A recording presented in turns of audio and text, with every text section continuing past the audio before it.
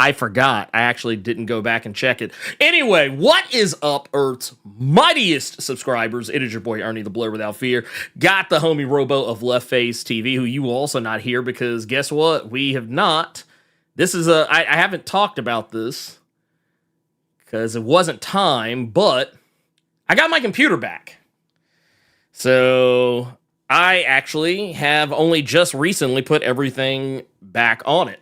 So there we go. I feel like you've rearranged too. Like your camera's got a different angle. I don't see your board games behind you. Look at that. Well, that's because that's my head. My head is blocking them.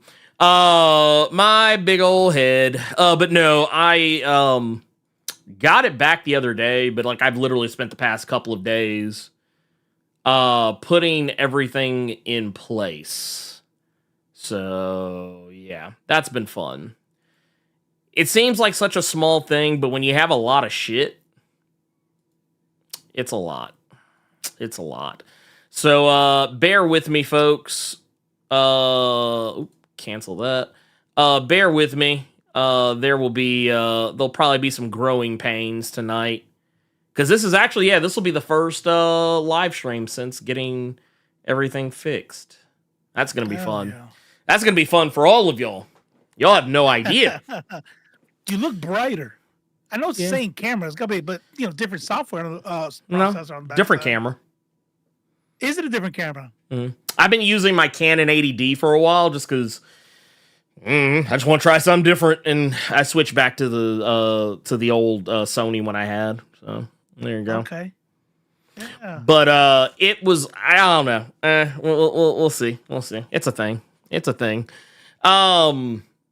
But yeah, also I'd change where the lights are in here too. That kind of makes a little bit of a difference. There's probably some other like random and sundry other shit that I haven't thought of yet. Robo sounds. Oh, I do. You know what? Good catch, John Stewart. Good catch. Well, what's up? Tell who watches me stream. Because I got something, and I haven't even been yelling or anything. Oh, I was just. It's like. Outside on I probably did more physical labor today than I usually have, but it's not like I was yelling or anything, so I don't know. Thing is my body just telling me like, look, you're retired now, you don't need to be doing that much lawn work, and it's just suddenly it's gonna give me the flu or some shit. I don't know. Yeah, your body said cut that bullshit out. Yeah. That's basically what it told you. It said, look, man, manager's like, why don't you just pay one of these kids to do it once a week? I'm like, I sound like my dad now. I'm not paying anybody $20. I can mow my own damn grass. But every time I do it, I'm like, $20. That's not that much. I mean, it's that's chump change. It's $80 a month. Fuck out of here. No, you're not wrong. Well, because wait, how often would they be cutting the grass? Here. Depending on the season, but like right now, you would need to do it every week. Cause I got a bum ass HOA too. I wrote him an email today. I was a smart ass email because they got a deal saying, hey, you need to cut your grass. I'm like, bet I'll do it today. But just so you know, I think that's pretty crazy considering it's been raining for 3 days and only stopped less than 48 hours ago. But appreciate the heads up. I fucking hate my HOA. Bruh. I'm not gonna hold you. I'm not I don't pay any of that shit any attention. Motherfuckers would come to our house trying to like be like, hey, you want somebody to come and take care of your stuff, cut your grass, do all your lawn care, and I'm like, no, I don't care. I'm good. They're like, well, don't you want to? No. Like I couldn't live in one of those like highfalutin neighborhoods. They'd fucking hate my ass. They would. I would be that motherfucker that they're always like, he only cuts his grass like once every like 2 or 3 weeks. That's just so insane. Let me tell you all something. If y'all didn't know, anybody who's never had an HOA before, they can take your house. Mm-hmm. Literally. It's a part of the lien paperwork. And so So like silly. I doubt it happens, but like it could theoretically happen to where if you just refuse to cut your lawn, then it'll go to a lien, and then all of a sudden you got sheriffs showing up to your house, kicking you out of your own house because the lawn. I think this is the last one. It just so happens that every time I find like every time I get to a new duty station and I find a place like, oh, I like this school. Oh, that's a nice house. Oh, okay, it's affordable. I can, it's in my price range. Mhm. Oh, it has an HOA. I'm like, Psych. yeah.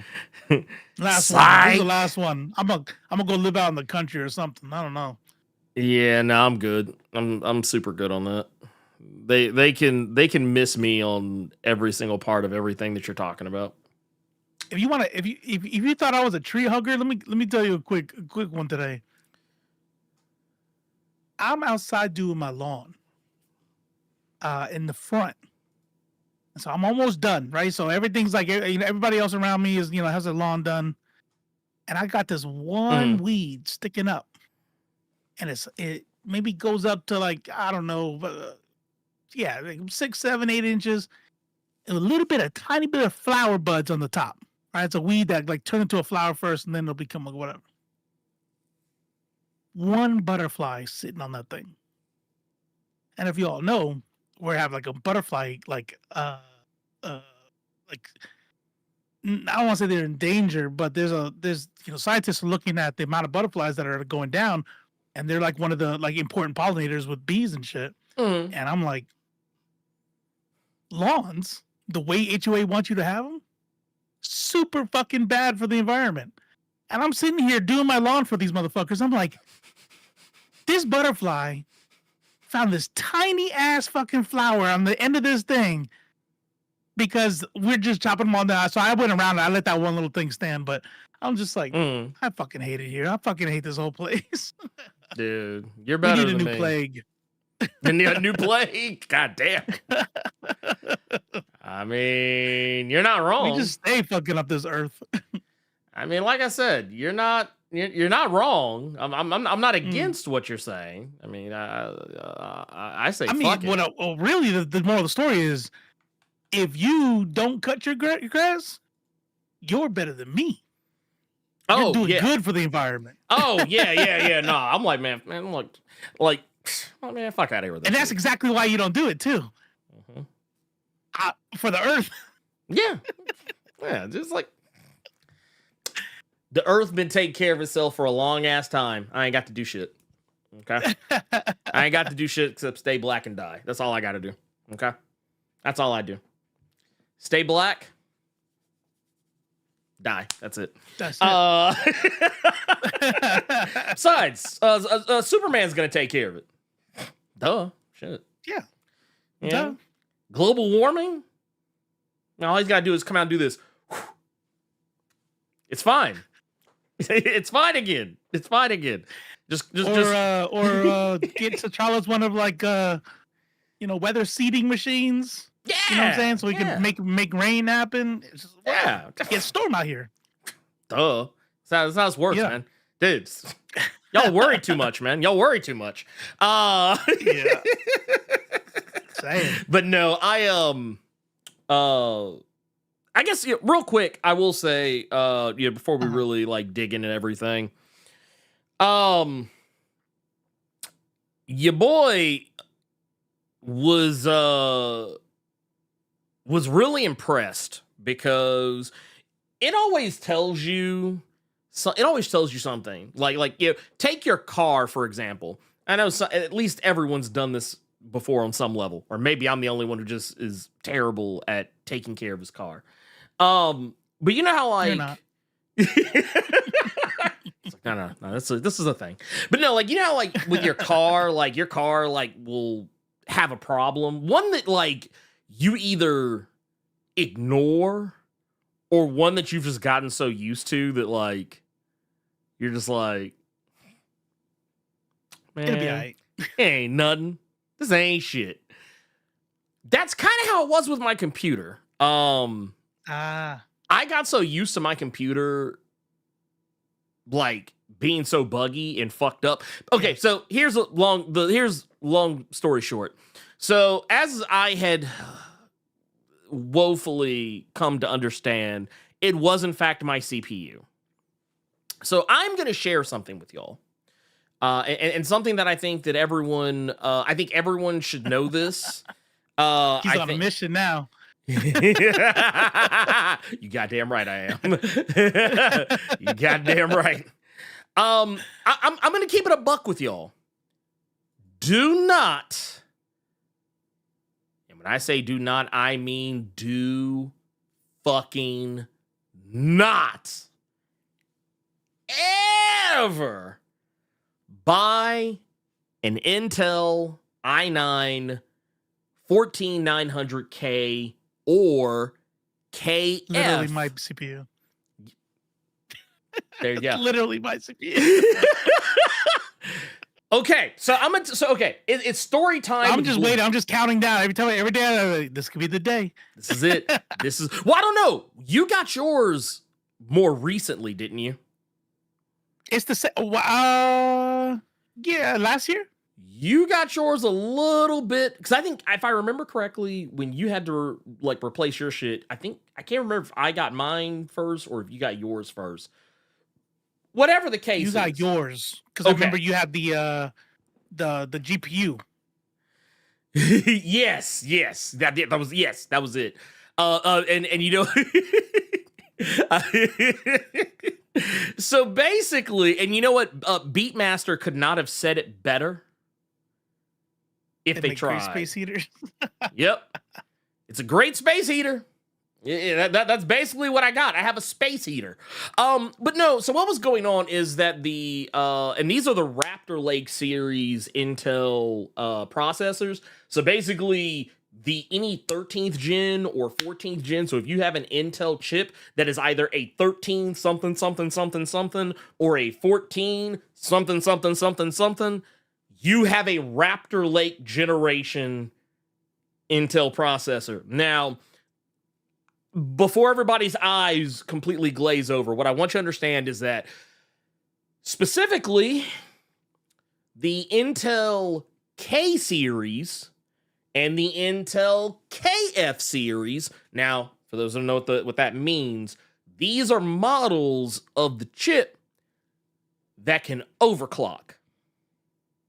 Now, the funny thing about that is, really, with that style of processor, you shouldn't really need to overclock a goddamn thing.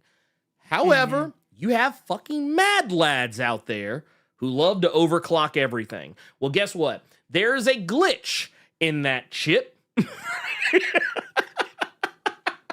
And it will overheat the fuck out of your shit. So basically what happened was, the way it was firing off, it was causing my GPU to like fucking just be like, I don't know what the fuck to do here. I'm out. Like, it was causing my GPU to not even want to install drivers. The CPU overheating was messing up your GPU. How it was talking to the motherboard?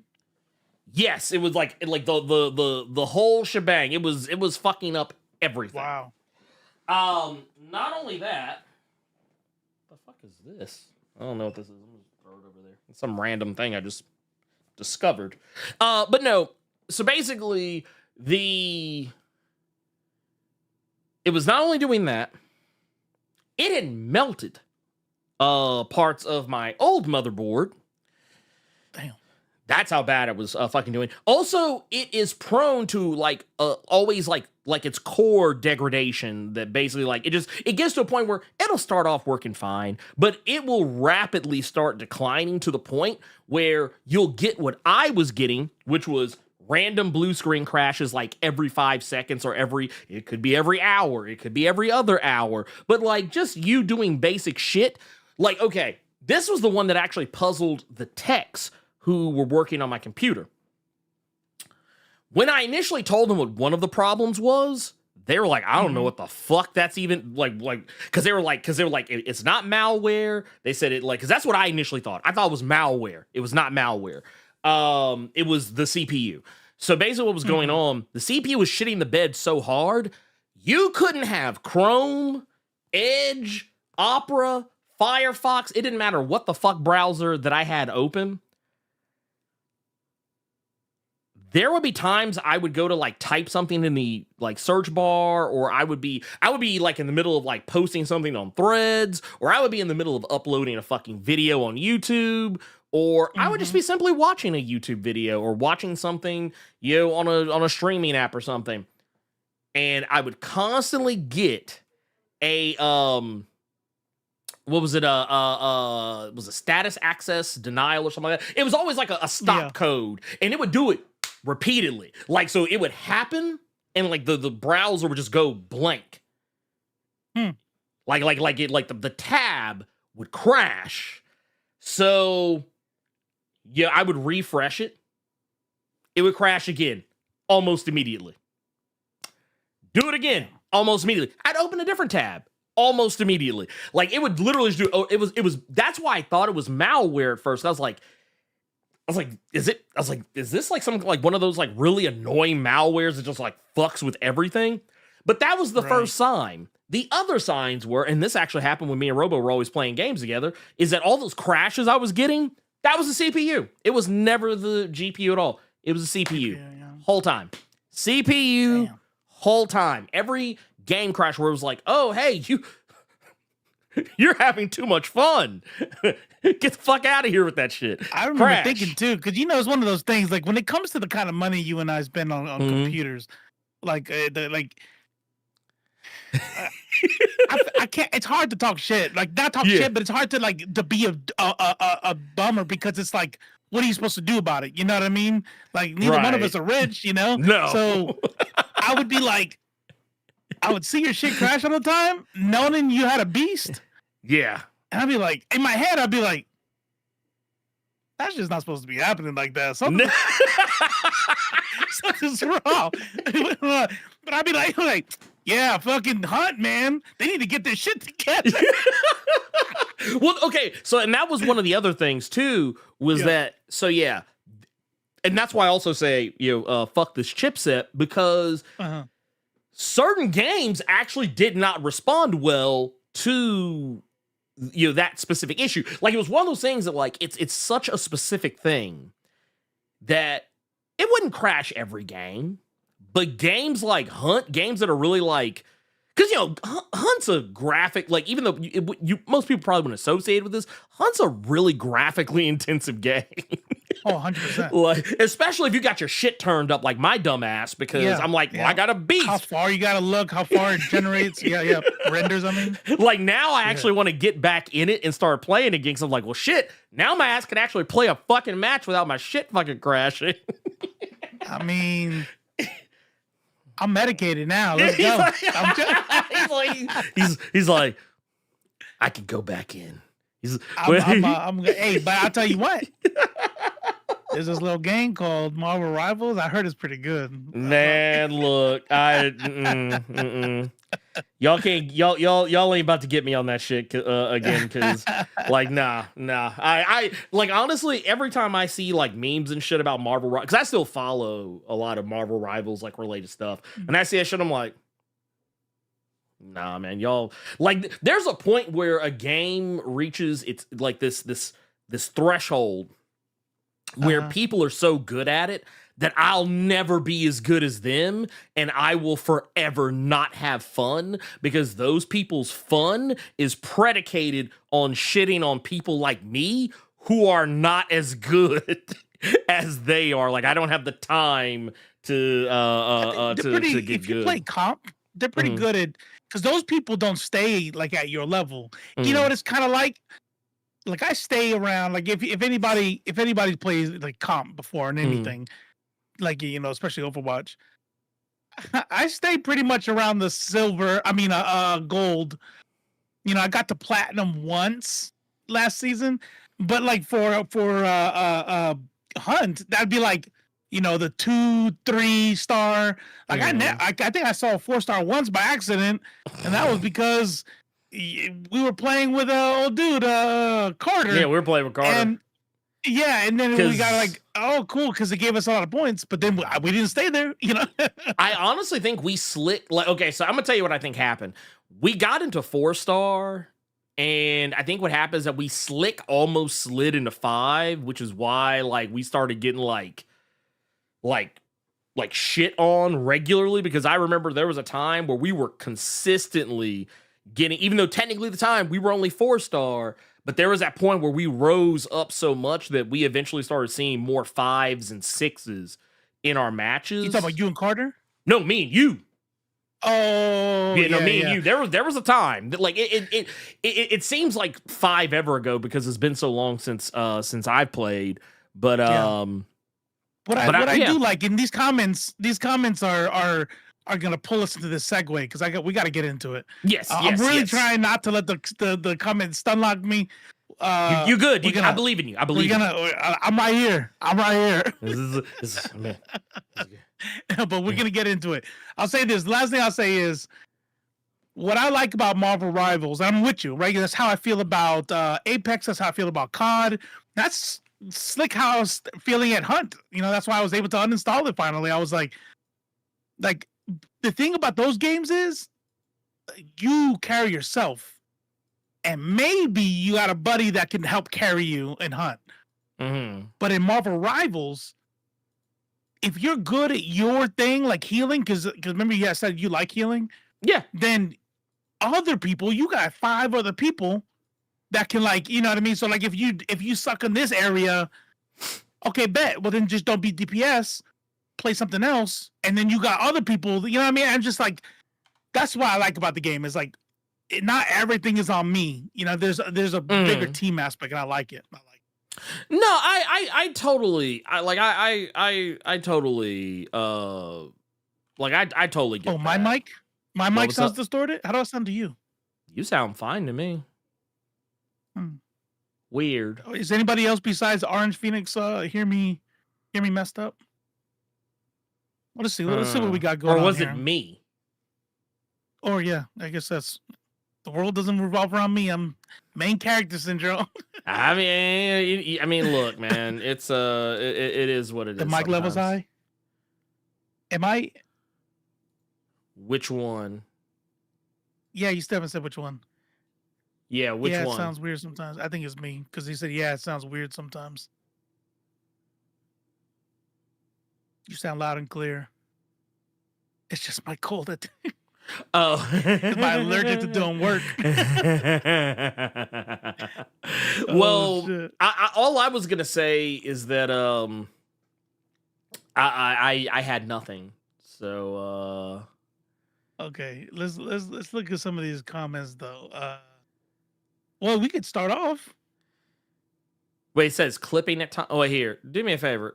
Just speak a little bit. Just give me a little dialogue. Testing. Right after we're done checking the sound, we're gonna read Don Thethum Helms Blerd Club Gold comment. Then we got S Stomp. Yeah, you're not even like you're $4.99. You barely tap the mid yellow range, so I don't think. But I also do like belly laughs, so like that might be maybe when I'm doing my ultra obnoxious laugh that my son, every time I laugh, he's like, if I do it in public, he's like walks away from me. He's like, nah, like, that's my laugh. What do you want me to do? Not laugh? Not be happy? Oh. So what you're saying is you're a laugh bigot, is what you're saying. Okay, cool. That's so right. cool. Yeah. No, man. That's great. That's great. Good for you. Oh, shit. I don't know. We're just making shit up.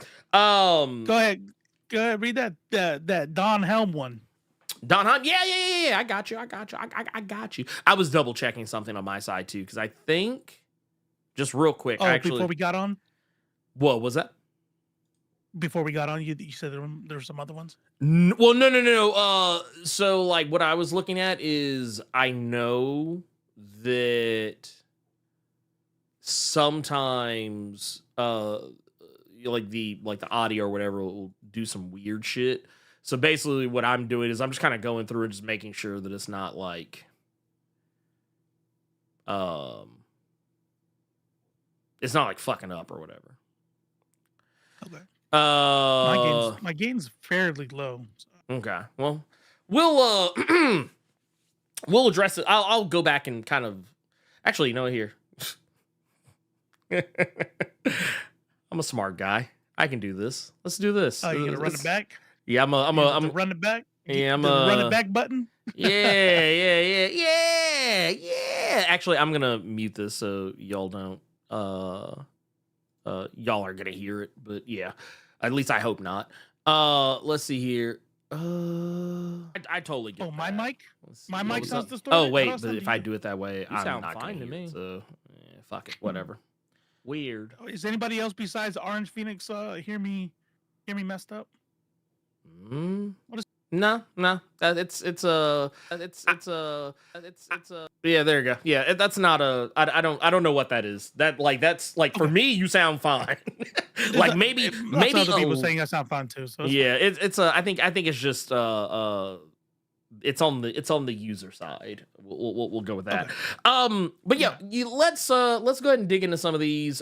We do have some. Oh. Sorry, gotta do this. Oh, what happened? Tay the Fae. Yes. Says, love the hair, Robo. So we got to start with that one. Oh well, Love I mean, the hair, Robo. yeah. There you go. I mean, yeah, that's. And what's funny is every time I forget to do the video, and I'm reminded when that bald ass like bowling ball head comes up of mine on the intro screen. It's like, oh yeah, that's me. That used to be me. But no, Thank you, Tay. we've got that's awesome. Let me pull this up because I think we're gonna take a peek. I don't know how this is gonna show up, so we'll just do it live. I don't give a shit. Today is raw and uncut. Yeah, basically. Okay, so let me fix just like this. Just like this yeah, scene right here. just like you right now, because the game just said fuck you is basically what it said. You know what's dope is like y'all get to see like we don't do none of that pre-checks, sound checks, all that stuff. We just do it here. You guys will tell us. Yeah, I mean shit. I mean somebody's got to say something, right? You know. Here, let me do this. More people would watch the news if they did the news like this. Right? Like totally. I'm sure that. I mean, I wouldn't, but I'd be like, man, these unprofessional motherfuckers. That would be honestly, would be who I was. Real talk. Whenever anybody like a network tries to do a live stream, like a big network, I find it hilarious because the same shit happens to them. And whenever I see some shit like a CNN Live or some, Coca-Cola fucking Twitch or whatever, and I watch them go through this shit, BS. I'm like, see? It's it happens. It happens to us all. There's no amount of money that baby. stops this from happening. It really doesn't. It's kind of hilarious that what the fuck is this that I'm grabbing onto that it keeps making me. It keeps making me try to grab. We're just gonna grab this one and be done with it. I just don't care anymore at this point. Oh, I see. There we go. Anyway, carrying on. So we have got well, for one, Don Fessenheim out here with the 16 months of the Blerd Club Gold Mine says the computer is back. Praise the gods. Hickman's gods. God, Yep. Honestly. I feel like the level of fuckery I was dealing with this computer, I felt like maybe if I read gods, that would be my penance to make it work. But fortunately, you didn't even have anybody to pray to for help. I really didn't. No, because that's how'd that work out for you? Exactly. Yeah, my heathen ass. My heathen ass prayed to. My heathen ass prayed to Bill Gates or whatever the fuck his name is. That guy. Yeah, him. I prayed to USAA Navy Federal, being like, please do not let this credit card be maxed yet. Yeah, right.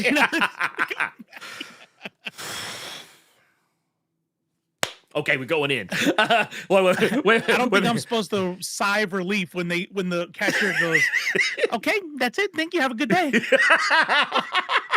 I'm not gonna with this stuff.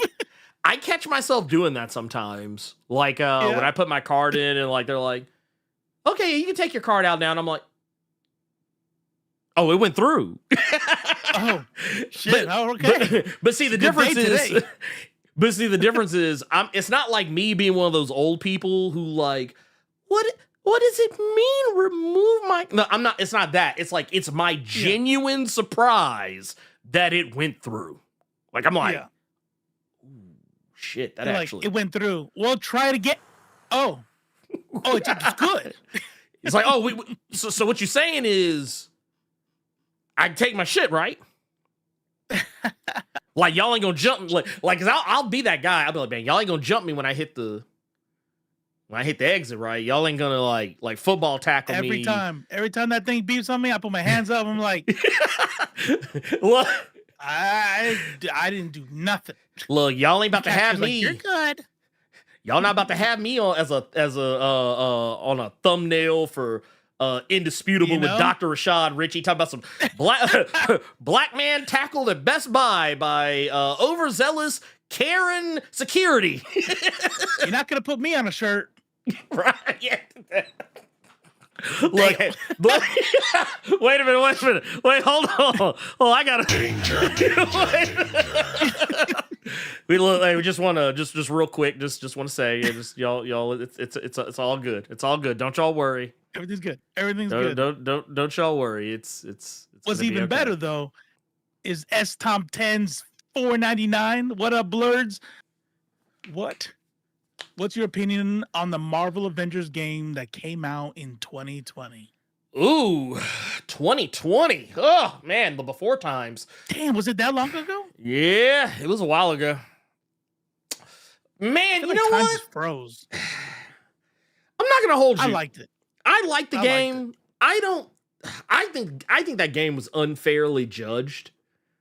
And I will admit, for some reasons, rightfully so. Because a lot of people hated the game because it was a live service, games as a service, which means that it's basically like Destiny or all these other games that you have to like constantly play to get anything or whatever. And here's the thing. I didn't do any of that shit. I only played the game with my homies or by myself. So I didn't do all that other dumbass shit that other people were doing, like trying to play. Actually, I take it back. I did try to play with other people online. It was a miserable experience. I fucking hated it. So I just chose to only play when I could, play with, anyone else who I knew had the game. And whenever I did, I always had fun because it was fucking fun. But I think, I don't know. People wanted that game to be something specific, and they got mad at it for not being the thing that it was, as opposed to accepting it for what it actually is. And because of that, and this made me real sad, I never got to play with the character that I wanted to play with, which was She-Hulk. She-Hulk would have been the next DLC character that would have been released had the game not been or the devs had not been shuttered. I guarantee you, She-Hulk is going to come to Marvel Rivals. Just saying. Oh, I'm shocked she's not already there. Thicker than a Snicker. I tell you, it's going to be so over. Dude, let me tell you. Look, no. See, what y'all don't understand is not just, look, it's not so much that, look, I get it. Everybody's still high. They're still eating high off the off the Emma Frost horse. But let me tell y'all something. You like that clip I put in the video? I did actually. I thought it was actually legit. I really enjoyed that. Because the whole, like, when it came up, when the whole thing about Marvel Rivals came up, I was like he's gonna put a clip in there. Yeah, you already know. I was actually waiting for it. So when I didn't see it like right away, I was like, huh. Maybe he didn't. And then all of a sudden I was like, oh.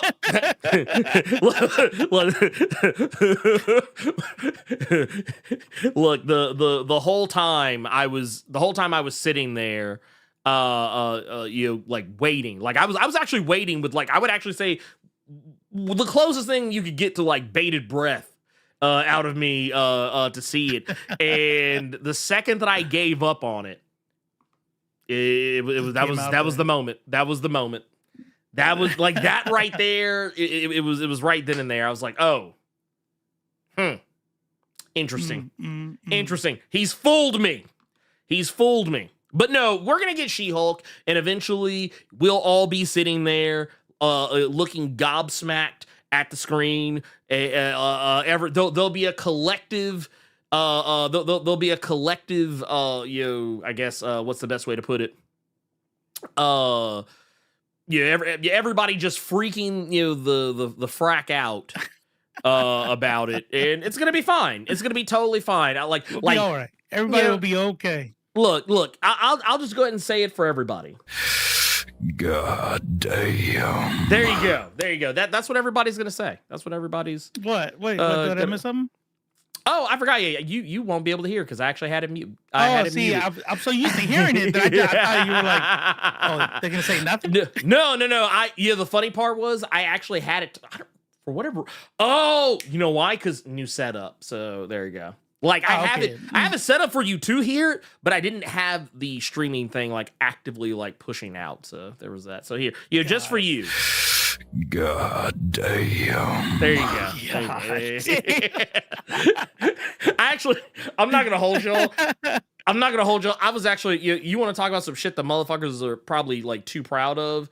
Here, let's go to the channel real quick. I have to share this because if I don't, I'm going to cry because I put a lot of effort into this. But by the way, new Best Comics this week is up. Y'all should totally go check it out after this is over, mind you. Don't be running off right now. I'll come find you. Mm-hmm. I'll come find you.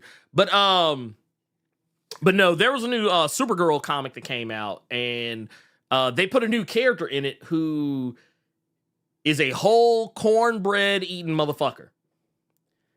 And I was here for it 100%. I'm gonna pull this up because Godzilla here. I actually want to let's take it. Let me see. Yeah, there it is. That's it right there. Let's go. Let's. Superman's coming up next. I see y'all. Seal Unit 2000. I see you. You be good. Don't worry about it. Made this version of Supergirl a thick baddie. Like. I had to. I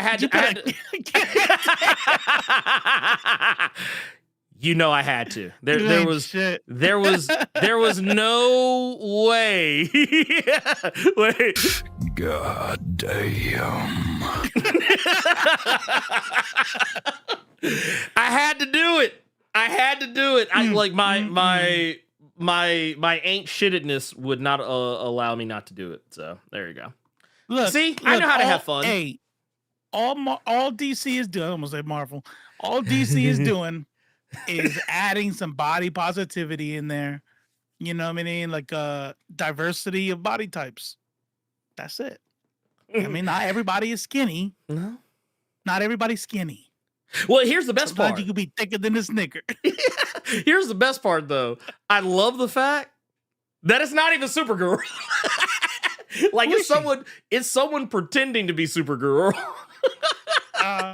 It's kind of funny. The whole setup and premises. I was like, man, Sophie Campbell ain't shit for this.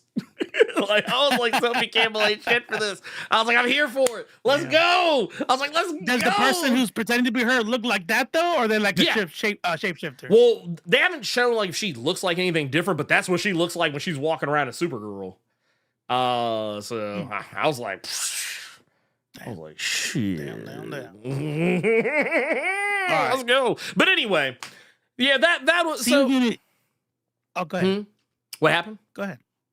I was gonna read a comment. Go ahead. Oh, go ahead. Go off. Read away. By the way, just so y'all. Sometimes I wonder. I wonder if I read too many comments for free. I Probably. Think about that sometimes. Probably. I think about that sometimes. Well, you have a knack for finding so I'll say this. I don't know if this is that type of comic because I don't see it, but you have a knack for finding comments that will potentially drag us in a direction. Well, this is gonna drag us in the right direction. Okay. Well, what's the comment?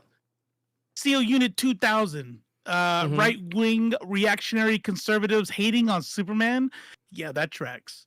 He's an immigrant that believes in hard work, kindness, honesty, and not being a bigot. Of course, they're trashing him. Mm-hmm. Yes. Well, yes. No, it makes perfect sense. And here's the thing: it's not even the first time. They've actually been doing this for a while. They've actually been doing this for a while. They're ready to get paid. They're like, oh, good. I remember. I wonder. I don't know if I actually have this. I don't know if I actually have this cocked and loaded. So I'm gonna double check myself. But there was an issue of Superman that came out. This was a while ago. I'm like to give you a timeline on it. This was during DC Rebirth. And people got mad because Superman threw himself in front of some undocumented Mexican workers. And he shielded them from bullet fire. And it was this crazy, like, I mean, what was at the time, we probably would not have believed it if they told us. But like, it was basically somebody that was MAGA, but it was like kind of almost slick before like MAGA was really like at the height of its power. Yeah. So like, it was kind of like immigrant hating good old boys. They've always been around. They just wear a red hat now. No, 100%. Like 110 million fucking percent. But no, I thought it was so funny because it was just such a strange thing. Like, it legitimately made no sense to me whatsoever because people were freaking out because like, oh, why is he doing this? He's saving the Mexicans. I was like, bro, what because that's the only alternative, right? That's the logical conclusion to them being upset. Is like, so you wanted them to be shot dead? Like, why is that? I don't understand. Like, I didn't get it. Like, I had a lot of questions. I legitimately had a lot of questions. I was like, I don't know. I was like, I don't know if this is the hill that y'all really want to die on right now. Like, it was a very strange occurrence, but that's neither here nor there. But I do remember Fox News lost their absolute shit. They lost their absolute shit. They're doing every time they get mad, though, right? Because if you like, I already know what they say. Like, because sometimes I think about stuff like that. Sometimes I say like, okay, so like, okay, let's be real. Let's be real for a second. When I said they just wanted to see them shot, that's not being honest. Like, no, I don't think that the people who are mad about this and calling it woke would have rather that they show the immigrants being murdered. I don't think that, actually. Matter of fact, they probably also get mad at that because they're mad that the good old boys that are shooting the guns are the bad guys. That's what they're mad at. Yes, 100%. And so every single time they tell themselves, because when they depict a bad person, like shooting guns at immigrants, yes, and we go, hey, you're the bad guy, the people who supposedly do not think like this chime in every time and go, hey, that's not us. Who the fuck said that was you? It's like, wait. You told on yourself. You told on yourself. But no, this was the one. This was the instance in question. This is a guy, which you can kind of see like right here, is whole maggot. The only thing he's missing is the red cap. But he's saying all the greatest hits. He is singing all of the MAGA greatest hits. My job. Yeah. He's like, I gave everything to this company. Got injured so many times on the line that I literally bled for it. but I kept on working even though it was crippling me. Then you people came along. Oh my god. Por favor. He can't understand. I can't understand you. With I your, don't speak Spanish. with your beans and your rice. Like, I don't know. That's probably what they would say. But he says, you work cheap, don't speak English, so you can't talk back, even ask for a penny more. You cost me my job, my livelihood. And you know what's funny? So pause right there. You know what's funny about that statement? What's up? Is that it's true that happens. Mm-hmm. But why? So, why does it happen? So, the neoliberal. Well, yeah, it's misplaced anger, because at the end of the day, that's it. You're not mad at the immigrants. I mean, maybe you are. Yeah, whatever. Yeah, but these people are, because they're stupid. Well, yes, but they shouldn't be. They shouldn't be. Well, who you need to be mad at is motherfucker who hired them. Because see, here's the thing: the Mexicans can't cross the border, walk into your job, and hire themselves. Your boss has to hire them. That's right. So you need to even. Yeah. Yes. Go ahead. Yeah. No, I was gonna say, you just need to ask yourself, what is it about you that makes you so replaceable compared to an undocumented, immigrant? Like, what is it about their you? life situation, their desperation, the fact that that dude in the bandana wouldn't work for $3.15 an hour, But check this out. There's a clip that goes around pretty often, and it's usually sent around by like the Lincoln Project types, right? The ones that are supposed to be like the good Republicans or whatever. And it's a debate where George Bush Sr. and Ronald Reagan are answering a question about illegal aliens, right? Their words.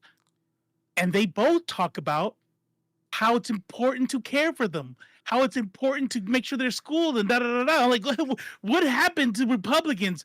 Bitch, do you not understand that it is the neoliberal capitalist that asked for them to come in? Ronald Reagan loved that shit. Why? Because they all come with desperation, and they are then in the fields taking their jobs. Because you're demanding $7 an hour, $12 an hour, and this other motherfucker says $3.50 an hour. Goddamn, yeah, let's do this. All right, bet. You know what I mean? These are the people to be taken advantage of, and of course, the farmers and corporations, they love it too.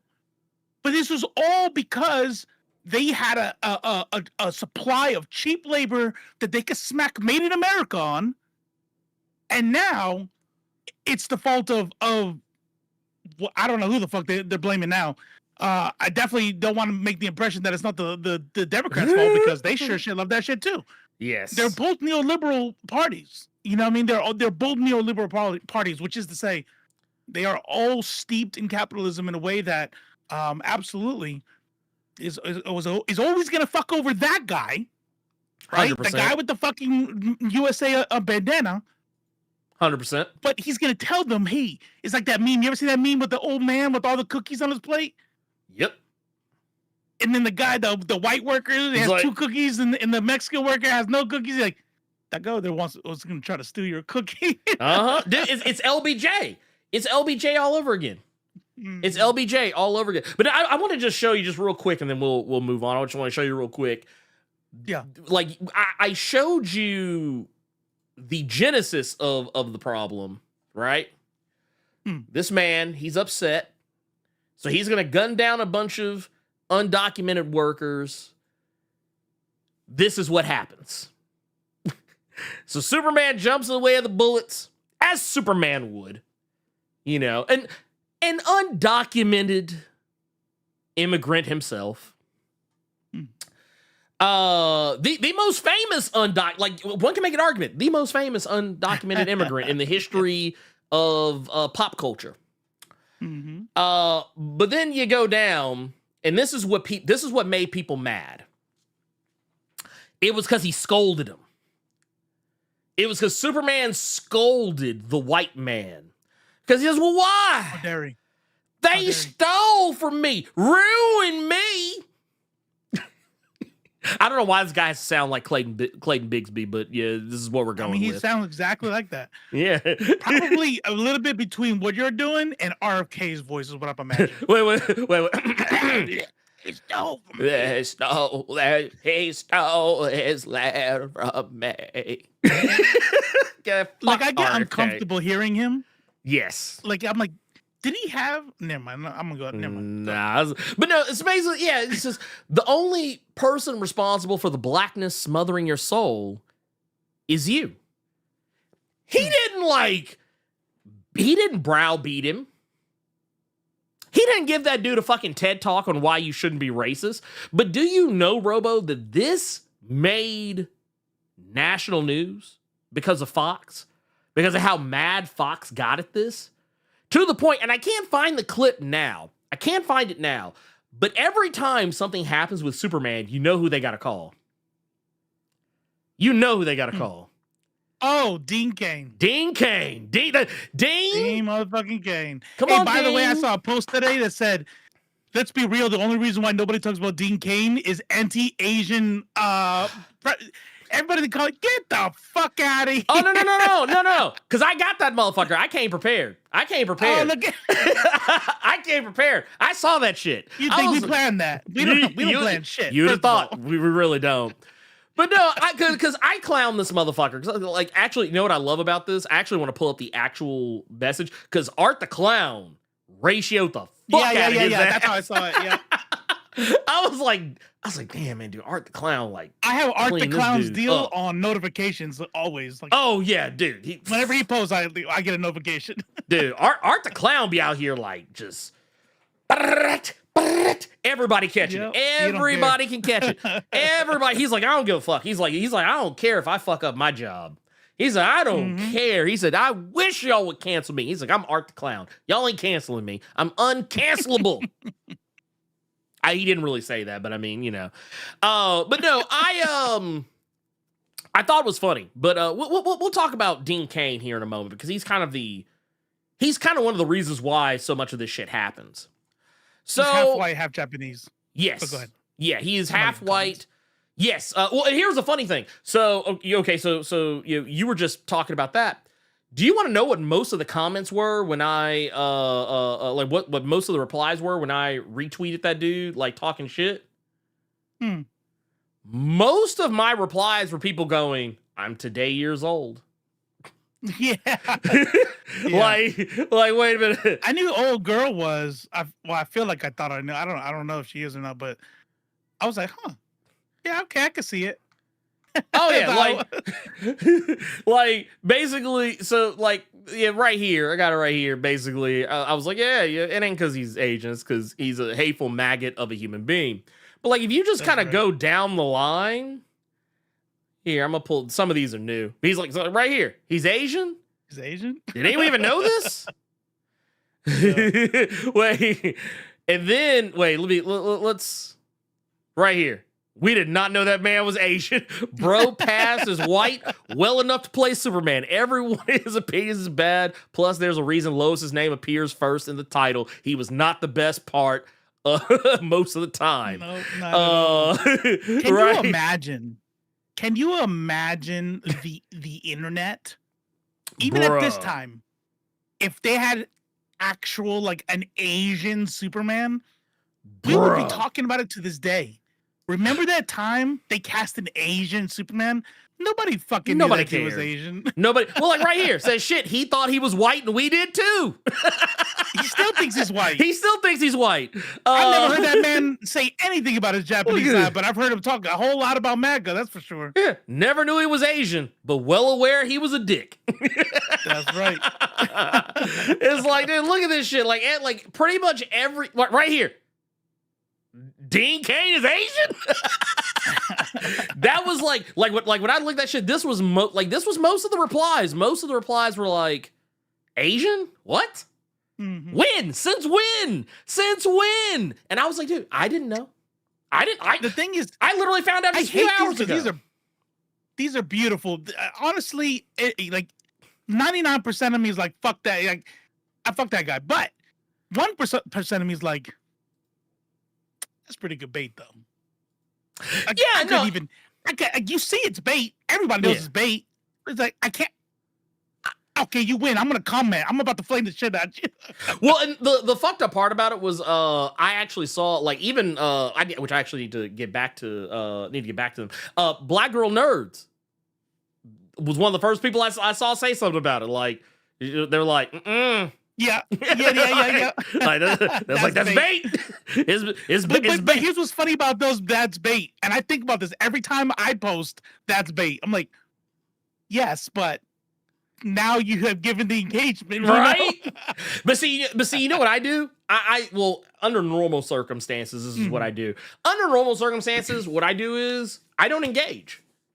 I screenshot and then clown them elsewhere. Yeah. That's my meta, I screenshot usually. when I'm ready to call somebody out because I'm like, yeah, you can go ahead and block me. I know you bitch ass will. Yep. But it's gonna be there. It's gonna be right there. That's why, like, a lot of times, you know what I've been noticing people do? They'll quote tweet somebody, but they'll also post a screenshot of what they quote tweeted just in That's case. exactly what I do. I've started doing that shit too, just in case, because I was like, dude, motherfuckers will be like, no, dude, I know you're about to block me, and then people are gonna be like, not even know the context. Now they're gonna know the context. They're gonna know your name. Yes. I was like, no. I'm going to tell everybody. But no, we got the trailer for Superman. Oddly enough, 3 hours after the Ironheart trailer. James Gunn gave Riri a whole 3 hours. He's like, you got 3 hours to get out of town. 3 hours to get out of town, That's and then dirty, we though, go by the in. way. Dirty. Well, and here's the thing. Dirty on the part of Marvel. And I'm going to tell y'all why. I talked about this in the best comics this week, but the reason why it's actually Marvel's fault that happened is because James Gunn announced what day the trailer was coming out. Oh, so they already had that date. They had already said it. Marvel didn't say what day they were posting the trailer till a whole day after Gunn said. And given when last week's conversation, which if you missed it is up on a VOD, you know damn well that shit is calculated. Oh, it was very fucking calculated. Mr. Disney, because the CEO is Walt Disney. I don't know if you guys knew. It's gonna be on the same day as Superman. Yeah, that's fine. Yeah, whatever. Should we do it like the day before, the day after, maybe? I don't give a fuck. Just put it on the day that's on the calendar. It's gonna fail. It's gonna fail anyway. The lead is black. What's going on? What part of this do you not understand? And here's the best part. Not just the lead. Most of the cast is black. Or brown. The producer, the writer, the directors. The directors. Most of the cast, I think there's like 2 white people in the whole show.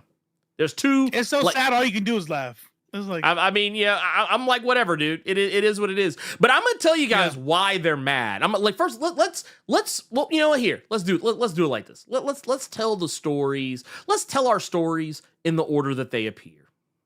All right. So we've seen the we've seen the thumbnails. We've seen them. Yeah. Everybody's mad. They're mad. Suddenly, Christopher Reeve is the gold standard that never left, and and this is an easy one because, well, yes, he is a great Superman. He is the Superman, but Christopher Reeve is gone to glory. He's gone to glory. That's right. We're at this point, we're coasting on old glory. Let it go. Just let it go. You're not getting that Superman again. And I'll also go as far as to say that while I think that Brandon Routh had the misfortune of being in a shitty Superman movie, he was the closest that I think we had gotten in a long time to Christopher Reeve. Got it. To Christopher Reeve. And then you also got to take into account, I always fuck up his last name, so I'm not even going to try and say it, but Tyler old boy from Teen Wolf.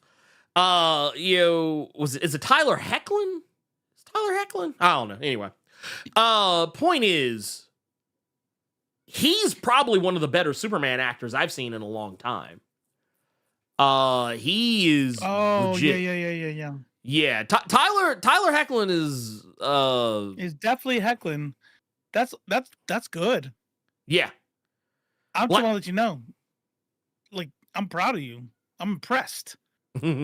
Oh wait, it is. I sure shit would not have said heckling. Oh, it was actually heckling. Is heckling? Wow. Hoechlin. I was like, damn. Hoechlin. Okay. Hoechlin. All I remember well is a long time ago, I said Hoechlin, and someone like got really fucking mad at me. Like, and when I say mad, I mean irrationally fucking mad at me. I'm like, when I tell yeah, for those who know what I'm talking about Cat Daddy right here. Cat Daddy Stevens himself right here. A lot of people gave me shit. They're like, it's not Hoechlin. I was like, motherfucker, that's what it looks like, okay? I was like, dude, if I got mad at every person who, okay, and first off, it wasn't my wife, because she don't know how to say it. She don't even, look, first off, she don't even know this motherfucker's name. She don't even know this motherfucker's name. All she knows is she remembers him from Teen Wolf. That's it. Like, I remember when I was watching like Supergirl and Superman and Lois, and she'd be like, oh, it's that guy from Teen Wolf. And then she would walk out the room. That woman hated Supergirl more than I did. But no, we've had some good Superman. And you know what? Well, I know a lot of people like to shit on Henry Cavill. I liked Henry Cavill. I think Henry Cavill's Superman was excellent. I think he was excellent, but in bad movies, or movies that did not serve him well, exactly, and gave him very little to fucking work with. Any part of his Superman that wasn't good, had nothing to do with his portrayal of Superman. No. It was like, why did you write him? Why did you make him do that? Why did you he's destroying all these people. You know, those people fucking died, but he cries over having to snap the neck of one dude. Of one guy. You know, like, wait. You know what I'm saying? Why he could have saved his dad. You know, like, there's a bunch of shit that happened, but it was like, it was in the writing. It wasn't in his portrayal. Look, let me explain something to you. I know a lot of people don't like that one scene in the this one? No. The one that's in what was it, Man of Steel.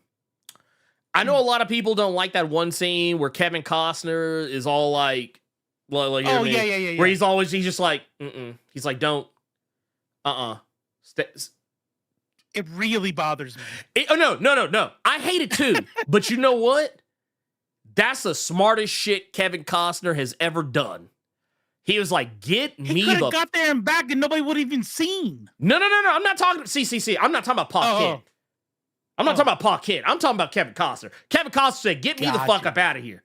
Gotcha. Kevin Costner said, I got to go. I see a sinking ship when I know a sinking ship when I see one. Do not save me. Get me the fuck out of this movie. That man said, hey. Like he's like, no. Don't. I got to go.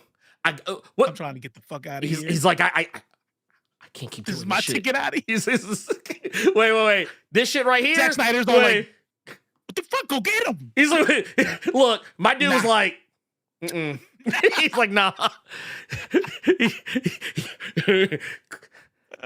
Henry, I've seen the future. Henry. Yeah. Oh shit. They're gonna paint a fucked up ass. They're gonna try and paint a mustache off your face and it's gonna look wild fucked up. I gotta get out of Yeah. here.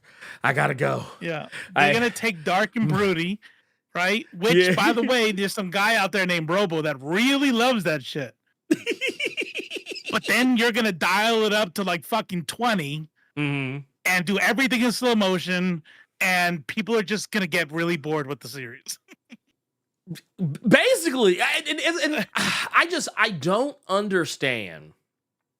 I don't understand the desire to have a to have a character as iconic as Superman. I don't understand this, and I don't understand why anyone would do this. But to have a character as iconic as Superman, but not think to lock down a concession, a concession in the contracts to keep this from happening.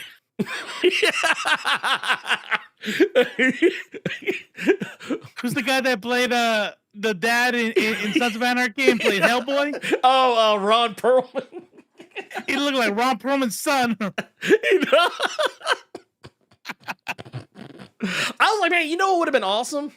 They should have just let that motherfucker keep the mustache. Because I was like, bro. For real. I was like, man, look, just keep the mustache. And what movie was that either? Like that was Justice League. How did that movie outrank? Oh, the movie. Zack Snyder. The movie that he couldn't cut the mustache off. It was Mission Impossible 6. I think it was Mission Impossible 6 Fallout.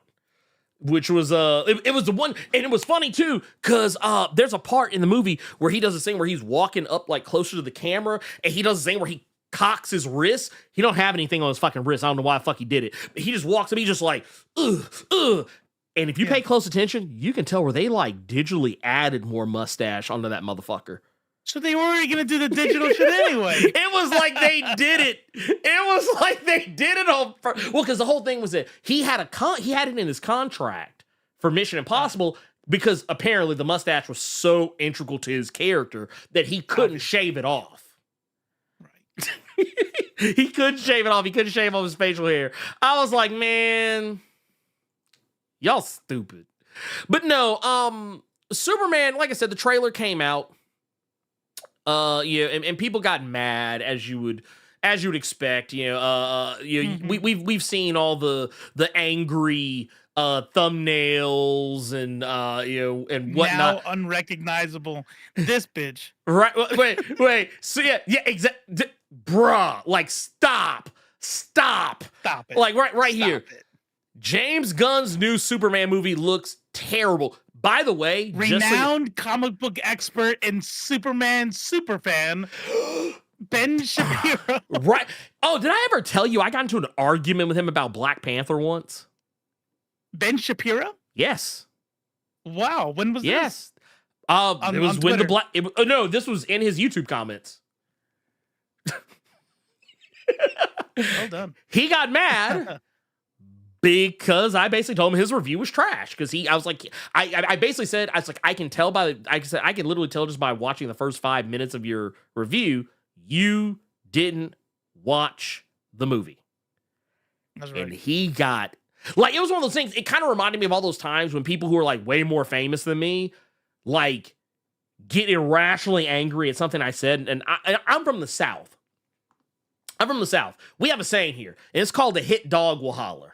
For those that don't understand what that means, it means that if you're mad about something I said, it's probably because I hit you where you live. Or if it don't apply, let it fly. Let it fly. But I just point out here, that video that we were just taking a peek at, this is one of his worst videos of all time. Like this, he got wrecked. He got riggedy dog walked. They dog walked him the way Crypto was dog walking Superman back to the Fortress of Solitude. They fucked him up. Damn. They fucked him up. But you know what's wild though? Do you know why they're calling it woke? Oh, I know exactly why. There's two. I have two reasons why they're calling it woke. I have two, and I'm gonna play them. I took great pains to set this up. Took me all of 2 seconds to set this up. You so, can't get mad that crypto's not. Nobody can. Not even a chud can get mad at that dog. Not a lab or not. A lab or not. Right, and here's the thing. I think at the end of the day, it doesn't even matter what the fuck crypto is, because you know what? He doesn't fucking exist. I think they just need to get over that shit. Like it would be. It's but like if they had made it Chihuahua, I think I might be a little bit like. Okay, if it was like a Chihuahua or like a Pomeranian, okay, sure. But like crypto has been different types of dogs before. Oh, okay. And I mean, yeah, traditionally, is he a lab? Traditionally, yes. Yeah. But I bet you after this movie, that shit goes right out the fucking window. Nope. Because that right 100%. there. I already love that dog to death. I would die for that dog in the trailer. Oh, no. That dog, that's best boy. That is my new god. I pray to that dog at night before I go to bed. Look. That's best boy. Look, let me put you on game of something. You see that right there? Best boy. Absolutely. 100%. I got 2 dogs, and that dog right there, I'll feed them. I'll feed them both to horse as horse meat. Man. To horse food. Dude, off for top. This dog right here. Off top. Off fucking I'm glad top. Manny-Eater's not in here. She'll be like, Excuse me? No, actually, I'm just kidding. I'm actually shocked. You didn't get like a little tap on your shoulder, like were you just Yeah. and be like, oh shit. I'm like, nothing. I'm joking. It was a joke. It was Don't a bit. embarrass me in front of my friends. It was a bit. I was joking. No, don't. Why are you getting loud? What'd you say? No, say it louder. Fuck crypto. But no, like I'm gonna be honest with y'all. When motherfuckers are talking about like cryptocurrency, I don't want to hear nothing they got to say. Unless you're talking about this crypto, I don't care. That's the only crypto I want right there. Yeah, this is the only crypto I fucks with. But no, let's take a look at this clip. There's a clip that's from the trailer. This is why everybody's getting angry. I think bear with us. This is gonna be a little bit of a long clip, but we'll get there. Are we gonna be good? Yeah, we'll be good. You know what? Honestly, if they say something, I'm just gonna blur it. So there you go. That's what people are upset about. Because and I want to make sure. Like I'm gonna run it back. I'm gonna run it back just for a moment because I think there's something very telling in this. It's actually something that hails. Let's see if I can find it. It's in here somewhere. It's actually something that pops up. Yep, boom, here it is, right here. It's actually something that it was a little bit of discourse. Does anybody know what that right there looks a lot like? That shit right there is straight up what happened in 2014. During the I forget what it's called, but in Gaza there was a big march. Yep, that was that was almost completely peaceful. They fucking sniped the kid. People started going crazy, and then IDF just starts fucking shooting into the just blasting, just straight up blasting. This is supposed to be a Gaza Israel fucking thing right here. Oh, and the thing is, I even said like, and I saw here, man, my homie Salt out here said that Gunn ain't being subtle, and that's the thing. I said the same shit when the first teaser had dropped. When the first teaser had dropped, I'm gonna put this where it's there. Okay, so yeah, when the first teaser dropped, one of the things I had brought up was that I saw a lot of Israel-Palestine, a lot of Gaza-isms. I won't say a lot, but I mean, there's a whole scene in the first teaser where I was like, oh man, I was like, dude, Gunn is out here, like with the with the Gaza representation. I was like, it's probably not going to be Gaza. It's probably not going to be called Gaza. But I mean, for all intents and purposes, we're gonna know. People are gonna know. And here's the thing. Yeah. And it's 2018. 2018 Great March of Return. Okay, that's what it was. Yes. There's a good documentary on that. Go do it if you're ready for a good cry. Oh man. Whew, man. Oh, I don't know if I'm ready for that. Okay. So this I want to play y'all a scene. And this is one that this did something for me. Like, yeah, all the other stuff is cool. Seeing Superman fly through the air and fighting people and being in the suit and, you know, blah, blah, blah, blah, whatever. Okay, that's all well and good. That's cool. This was the scene that let me know James Gunn gets it. Here, let's run the clip. Superman. Right there. That, just that. Hope. Absolute hope. Let me look here. Let me run it back. Right here. This kid right here in the, because this is all connected to that scene I just showed y'all.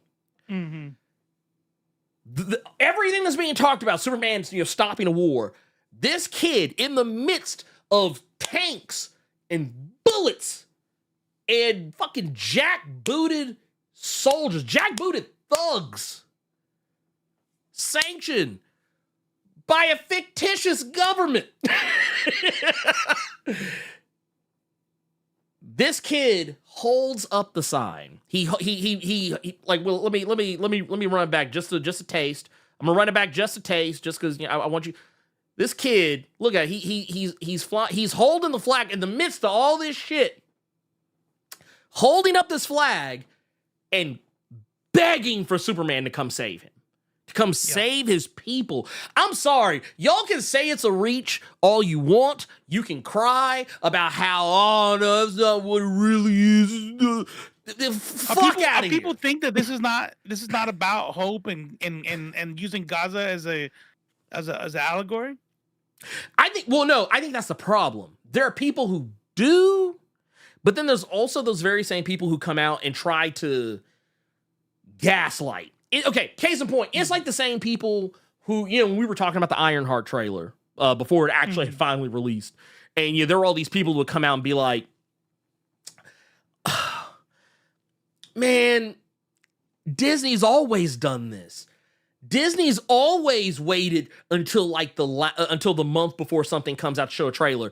And right, we were talking about that last week, you know. And then we literally had to show a picture where it was like, hey, here's the time between the first trailer's release and when the show actually comes out. And most of the shows, I don't remember the exact number, but I believe the average was like about roughly 60 to 70 days. 60 to 70 days. So that's why, like, you'll always have those people that'll come out there and try and gaslight you into believing their reality. They know what the reality is, but they want you to believe their reality. And that's the type of people who are look, like I said, he's not going to be in Gaza. They're not going to call it Gaza. Shit, it could be Kahndaq for all we know.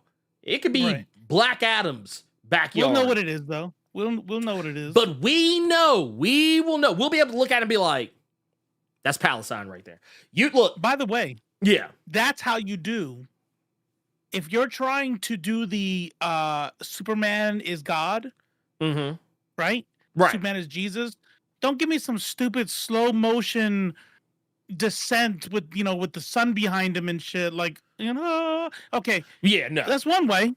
But this is how you do it, because this is not just I'm God, which is like Zack Snyder Superman says I'm God, and here the people are he's literally closing his eyes, right? Except there's and alluding to what Jon Stewart said earlier. Says, well, he's praying to a false god, says the Christian right. Right. But in this world, this is the only prayer I would ever do. Dude, right. Because Superman's real, well, Superman will actually show up. The thing about Superman, and this is something I think that people tend to forget about, because this is something that, Superman is a very unique character in that. Also, I love this scene, by the way, because this was literally like this part right here where he's like, hey, eyes up here. Because he's talking to the guy that was literally like laser eyeing everything.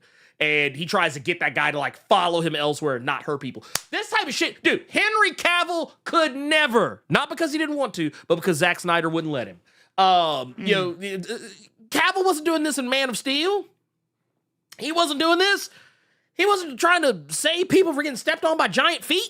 That motherfucker was crashing in the same buildings everybody was fucking in. But the thing is, what I love about this is that, you know, Superman is a type of character who, unlike a lot of other superheroes, everybody knows, I mean, not his secret identity, well, depending on, you know, who's writing at the time, but, you know, they literally just retconned everybody knowing who Superman is, you know, back to, you know, it not being a thing.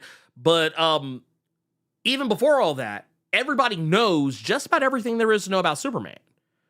Like, it's public knowledge he has superhero, and largely because of the very thing that was going on in this first trailer, the whole interview with Lois.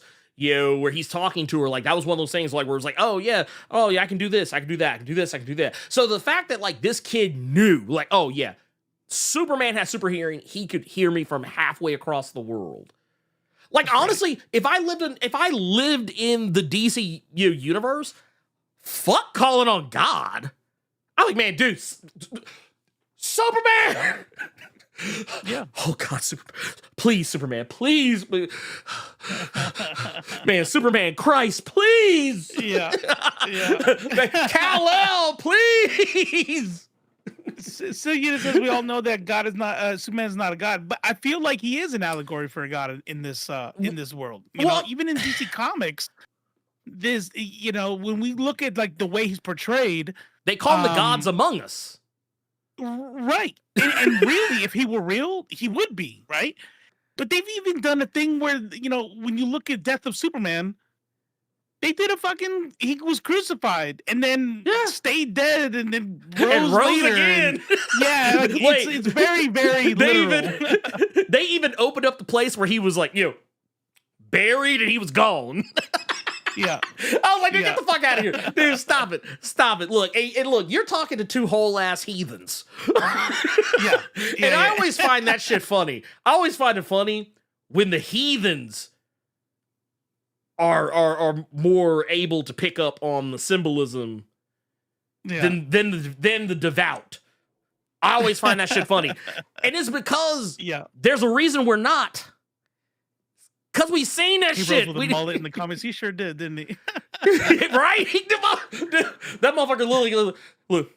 Kal-El's died, Kal-El's risen, Kal-El will come again. That's basically what the fuck they did. That motherfucker even had apostles. Like, I know I'm supposed to have Jesus hair, but you got some Jesus hair. You got some. You know what I mean? But no, on the sides. That motherfucker had apostles. He even had apostles. They gave that motherfucker some apostles. Get the fuck out of here with that shit. He sure did. He had all kinds too. He had the kid one, he had the robot one. He had the guy who was famous for making railroads or something. Right? Yeah, John Henry Irons. Yeah. Some apostles were better than others though. Let me tell you something. So, you know, you got done showing that, right? Mm-hmm. And I feel like we started off with like the deepest reason, right? So I would say people, you know, who try to be big brains, this, you know, they're going to go that route. Mm-hmm. But I had the pleasure, or the displeasure rather, of coming across some that were just even dumber, just even more stupid. Because I saw a video that when you watch Superman hit the ground and Krypto's bouncing around him and hurts him. Oh, yeah. Mm-hmm. They're mad about that. Whole video about that. Why did they make him so weak? Why did they make him hurt? He's bleeding. Like, listen to the sound. So when Krypto jumps on him, he goes, he makes like a high pitch noise. And they kept playing that shit over and over, like, look, he sounds like a bitch. I'm like, well, I mean, shit, you would too if a motherfucking dog, like, first off, if a regular ass dog that you jumped on our backs. Yeah. Even if we weren't, we're not Superman. We're not Superman. To them, Superman has to be a hyper masculine fantasy that is always a badass and can't be hurt ever, because that's so enjoyable to see that. Do they Also- not realize that Crypto is a super dog? Not only that, do they not realize that Superman stays getting his ass beat? Yes. Also, There's quite a few people, not a lot, but but I mean, have you not seen him fight Doomsday? Have you not seen him fight fucking Right. Darkseid? well, I mean, and that's the thing. Okay, this is how you know these people are cooked, because they don't understand. They don't understand. Exactly, CJ. James Gunn knows and understands the assignment, because here's the thing. It's the thing I've always said. If Superman can easily piece up his opposition, then there is no opposition. And That's first right. off, they literally show you in the trailers, and this isn't even a new shot. We've seen this shot, I believe, in the teasers. But Superman's face literally being smacked into the fucking pavement. Being smacked into the pavement by a guy who we've already seen in another trailer beating the brakes off his ass.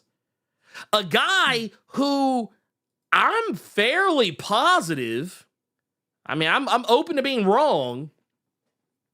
But you look at these, first off, the character on the far right, I believe, is the engineer, I think. Not 100% sure. The character that is, got his hands on Superman, who kind of slick, looks like he's rocking the Doomsday fit with the Ultraman logo on his chest. Dark Noir. Yeah, oh yeah, Black Noir from The Boys. Yes, exactly. Black Noir. Yes. Well, no. He has to be Dark Noir here because there's a whole copyright That's thing. right. Yeah, copyright. Yeah. And also we got Crossbones over here. Ultraman. I've heard some rumors about Ultraman. Yeah, dude. I don't know if it is, but I will just say I find it very interesting that he is walking around in a fit that, while it is not green per se, it's a fit that is very reminiscent of Doomsday.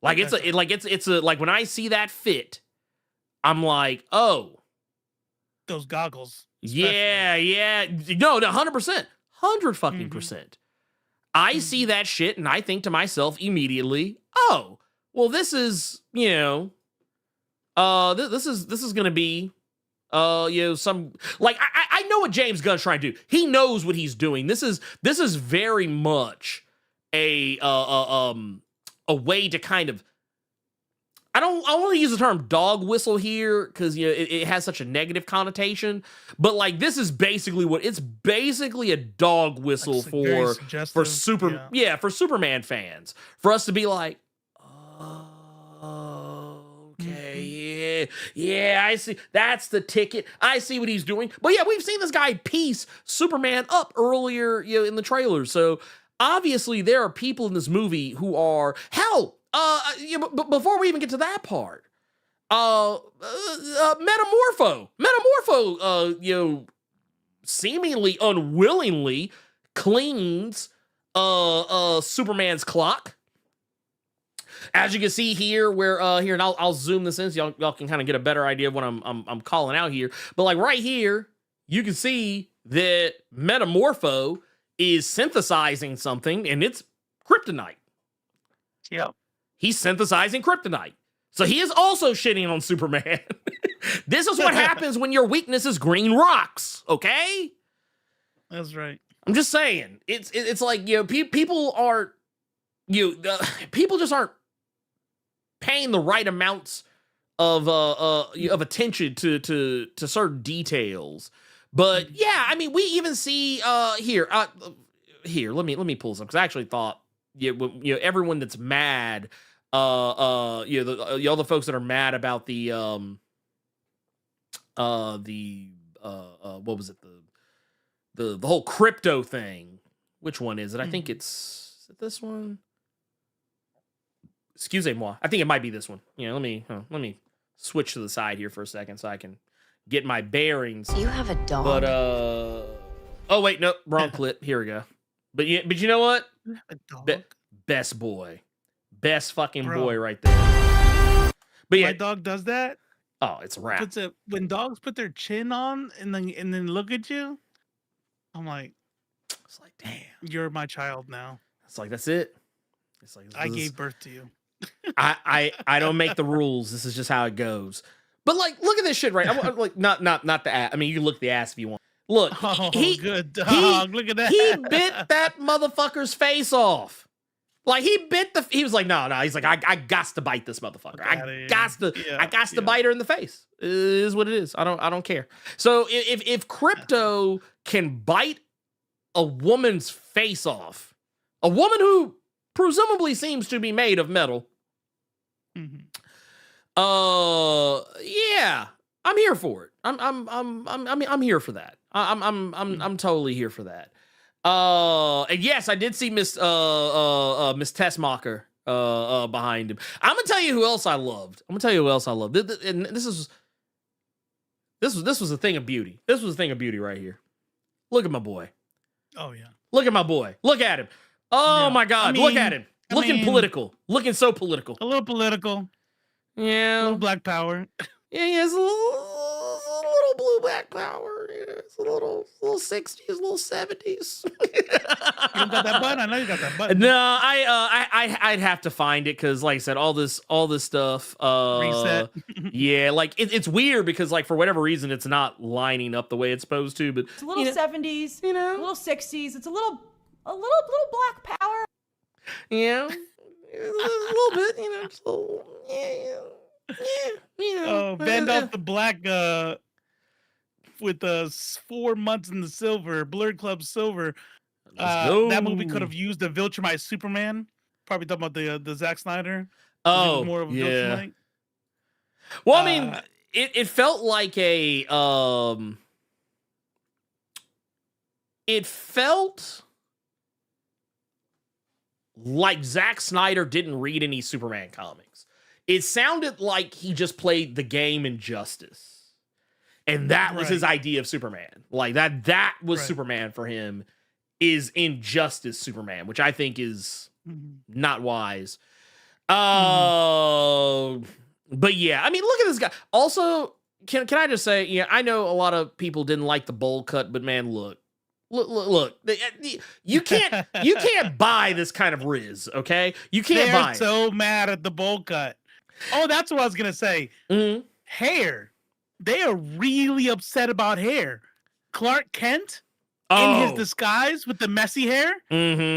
Super upset. Like, oh, that's not Superman hair. He has the Superman hair when he's Superman. The S curl and all. The S You're curl mad that he doesn't keep it. Look at that. This is normal. That's fucking Superman. You don't like the fact that he wears it messy so that he can be more disguised? Also, fuck out of here. I just want to point this out too. I feel like that messy hair is only. I mean, I could be wrong. I'm willing to be wrong. But In every that one other scene? scene we see him in, his hair looks relatively like kept. Like his By the hair way, looks. Yeah. Amazing head of hair. Oh yeah. Pisses me off a little bit. Right. Oh, I think I found it. I just remembered. I think I just remembered the other thing. This was the other thing. This is the other reason why they're mad, y'all. Hold on.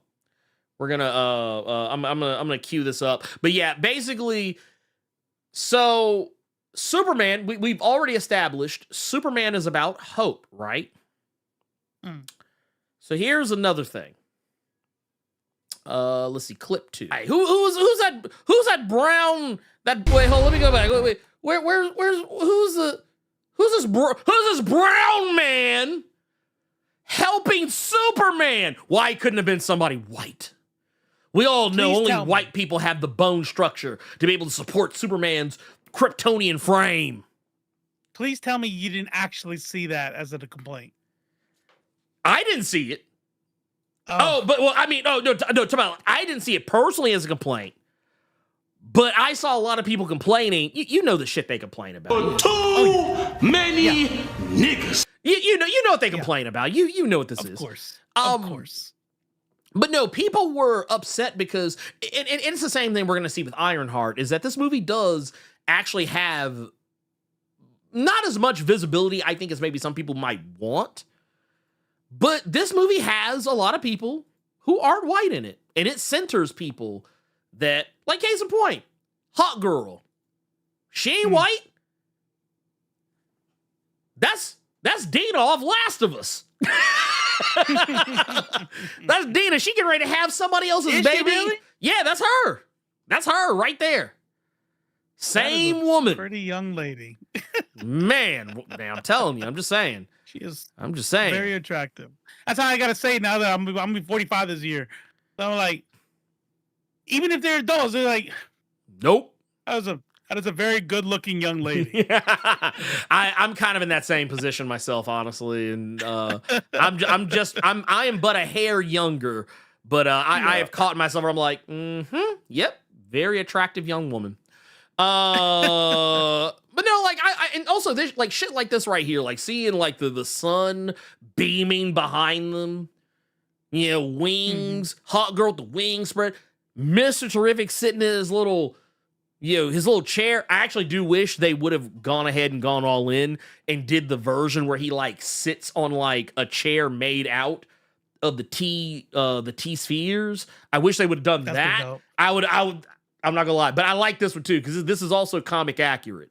But dude, this is the type of shit. This is the type of shit I'm talking about though. Like, but people are upset because they want to see a Superman who is the undisputed Ubermensch. They want to see a Superman who cannot be beaten. They basically want to marry Sue.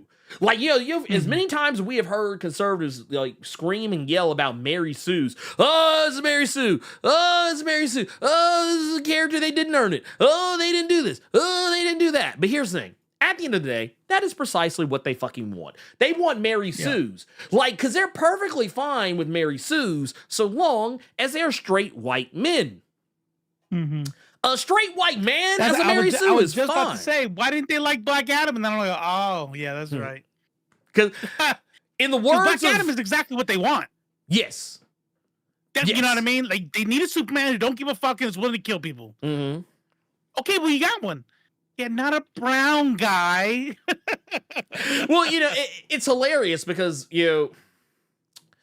white people have been centered for so long that they think that everybody who comes from like the Middle East is white. Like they or rather they think should be white. Right. What is it called? Gods of Egypt? Yeah, Gods of Egypt. I remember that shit. Gods of fucking Egypt. That shit was Lord wild.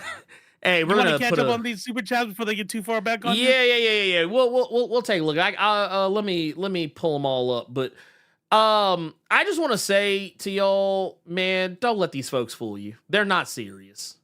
They're not serious. They've never been serious. They'll never be serious. They don't give a fuck. We say this every time, right? We say the same thing every time. They don't care. They don't really give a fuck. Maybe they read Superman. They probably don't. But even if they do, it doesn't fucking matter because they are just there for clicks. 100%. We do this because we love it. They do it because they have bills to pay. And their followers are that stupid. I literally watched a video just the other day that was about an influencer. A wannabe influencer, actually. Who all they did was bitch and moan and whine and cry about how, oh, I don't get this. I don't get that. Everybody else gets more than me. Woe is me. And you know what they started doing? They started like leaning into like racist rhetoric. And then they started getting views. Kind of similar to that shit we saw with the mom. That the white mother who called the little black boy the N-word. And then suddenly started just raising money. Right. On crowdfunding. It's like, y'all aren't serious. Y'all aren't serious. You're not serious by any stretch of the imagination. But no, to answer these, we've got one here from Bone Factory. Says people choose to hate a group because they're too lazy to better themselves. So they find someone else to blame and punch down. Blame someone else. That's what it is. It's always passing the buck. It's always passing the buck. It's hurt people, but you know what I'm saying? Yes, also. Also, but it pisses sounds me too off. charitable. So hold on, still fuck them. Oh, It's 100%. not like oh man, these fuck them. You know what I'm saying? Oh no, 100%. No. It's all day. It's open season. Please believe that. We're not going to make excuses for these clowns. But I'm also not going to pretend that what they're doing is especially like anything new or like, oh, we have never before seen any foolery like this before. No, we've seen it. We've seen it. Also, thank you for that 9 months of the Blur Club Gold Mine. We also got Vandolph the Black with the 4 months in the Silver Mine. Says that movie. That was what you were reading earlier. The Viltrumite Superman thing. Yeah. Okay. There you go. I didn't realize it was a super chat. I would have pulled it up. But no. We also got Gokhan Shuri's baby's father with the 5 says bet money they cry when James Gunn's Batman and Robin movie comes out. Oh, here's what I want Gunn to do. You know what I want Gunn to do? Do this shit. Make Robin brown. Dick Grayson. Brown Dick Grayson. You know why? Because it would fit perfectly because they just have to make a Romani. There you go. You know what I mean? Like traveling troops and magic and you know, his parents did acrobats and shit. Like, yeah, that easy. Is Battinson in the DCU? No. Okay, Battinson is not. Battinson and Penguin, all them is a separate universe. Separate universe. I think because of the success of the Batman and the success of the Penguin TV show, I've heard and take these for exactly what they are. They're fucking rumors.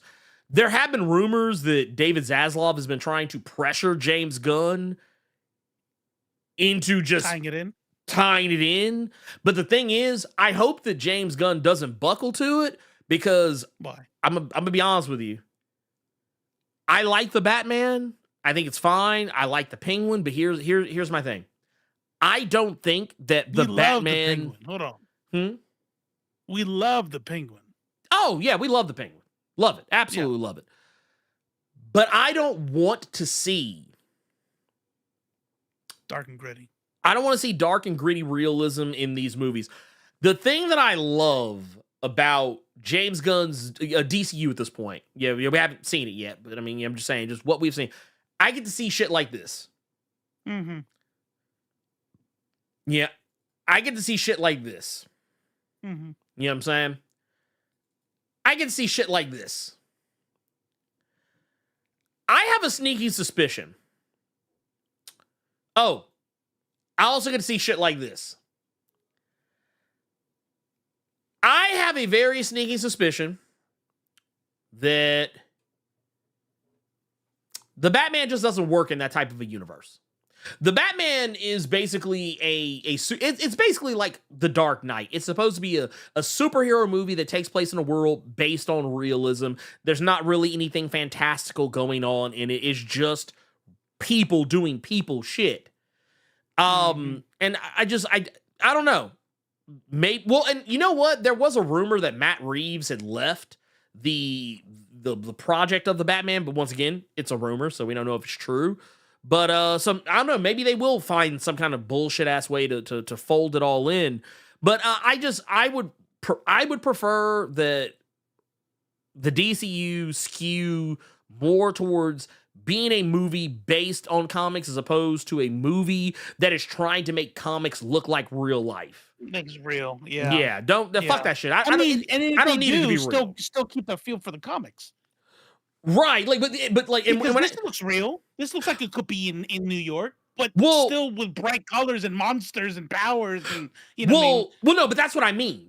So like the whole mandate with The Dark Knight was that Christopher Nolan didn't want any of the fantastical villains. He didn't want Mr. Freeze. He didn't want. He actually originally didn't even want Bane. Originally, he didn't want any villains that had superpowers or like crazy abilities. He wanted people who were just like, oh, hey, this is just a dude in a costume. This isn't like okay.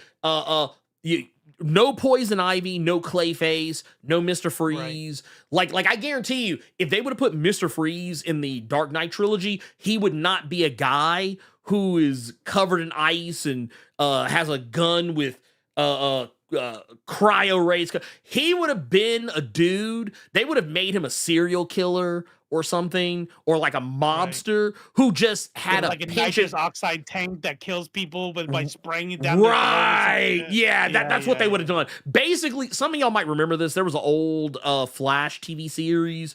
They had a version of Captain Cold on that show. Basically that's what they would have done. They would have done that. But no, you wouldn't have seen this. Matter of fact, because I remember when Zack Snyder was doing Man of Steel, people kept asking Christopher Nolan, "Oh, is your Batman going to cross over with Zack Snyder's Superman?" And he was like, "No." He was like, "No." He said, "Our world's based on realism." That's what I'm talking about when I say, like, I don't want that shit to be real. I want to see this shit. This is the shit I want to see. Keep the Batman far the fuck away from this shit. Here's the thing, though. I think we could have both. And what I mean by that is, when we look at Guardians of the Galaxy, for example, or any of the Thor movies, that is happening in the same. Oh, even better, Miss Marvel.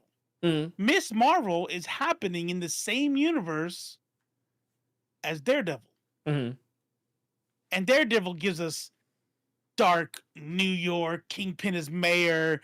You know what I mean? Fighting at the end, smashing people, killing people. And I think we could have different titles with different feels to it. But as long as we're not talking about doing a Nolan, you're right. I wouldn't want that. No. But I think we could get Pattinson in, and he just has to like fit it, because you know why? Right now, when was the last time we've actually seen a goofy Batman? It was fucking the 70s. You know what I mean? So he's always been this grimy dude. I think they could bring him in. Well, no, I don't disagree with your premise. I'm telling you, based on the things that Matt Reeves has said about the Batman, no. Whether I think it's gonna happen or not, no. I'm just saying. I think if they wanted to, which it probably won't happen, but if they wanted to, I think they could make it work, and we might even get to see cool shit like somebody said in the comments. Pattinson could fight fucking Solomon Grundy or the Croc or some shit. You know, Batman and Robin. Okay, yeah. And I would say that's. I know a lot of people like it. I know the nostalgia has people, but if we're all being honest, a lot of people say that's probably one of the worst fucking ones. You know, which one? Batman and Robin. How silly, because of how silly it was. And shit, well, but it was silly because of the tone. It wasn't silly because of the characters. It was silly because of the tone they chose to take, and that's the problem with like that's the problem with the Nolan movies and the Batman, is that they don't. It's not a world where, hey, Batman's over here doing this thing, and like, oh yeah, there's maybe superheroes over here. It's like, no, there are only normal people. Like, there are only normal people in the entire world. That's why I meant when I was talking about, like, I don't want that shit to be realistic. Like, because that was the whole thing with Nolan. Nolan was like, no superpowers, no superheroes. There's no Superman. There's no Green. Like, same thing with the Batman. I think that's whack. Yeah. Yeah, like that was the whole thing. I personally like the Batman trilogy, but it's like, that's over there. That happened. I don't need any more of that. Yeah. Look. If I want to watch it, I can go right over here. I go right over and watch it. Basically Nolan, no CG, which is so funny considering that the movies he made after the Dark Knight movies is just wild to me. But no, basically he only wanted shit in the movie that he didn't have to show.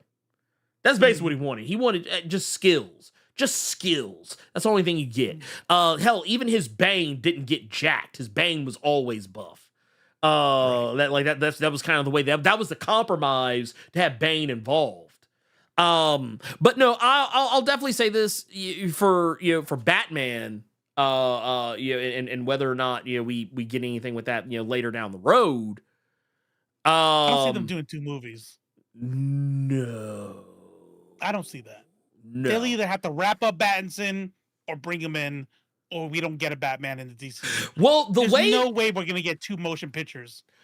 Well, the way that James Gunn pitched it is that his Batman movie was going to be something completely separate. So, like, Brave and the Bold is supposed to be a whole. Whether I don't even know. Wait. So we have a for sure Batman movie on the ticket.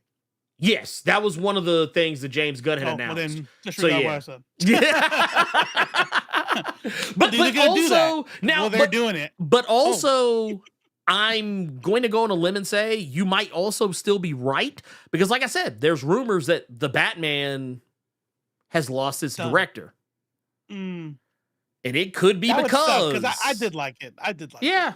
I liked it too. I just wish that Matt Reeves wasn't. Okay, you know what the Batman is? The Batman to me is basically just Amazing Spider-Man all over again. You rebooted a franchise, and instead of doing something different, he kind of did, but he basically just tried to create another world just like the world Christopher Nolan already made. Right. Like the only difference is that Matt Reeves' Gotham is way more dirty and gritty than the Batman, than the Gotham from the Nolan Batman movies. But like, I was like, dude, this would have been the prime time to like actually, I don't know, maybe lean into some shit. Like, I don't know. Question. Yeah. Let me ask you a question. We can get back to the questions, the super chats. Your Riddler, when he gets on screen, if you were Matt Reeves, would he have been in a green suit with question marks and laughing and giving riddles?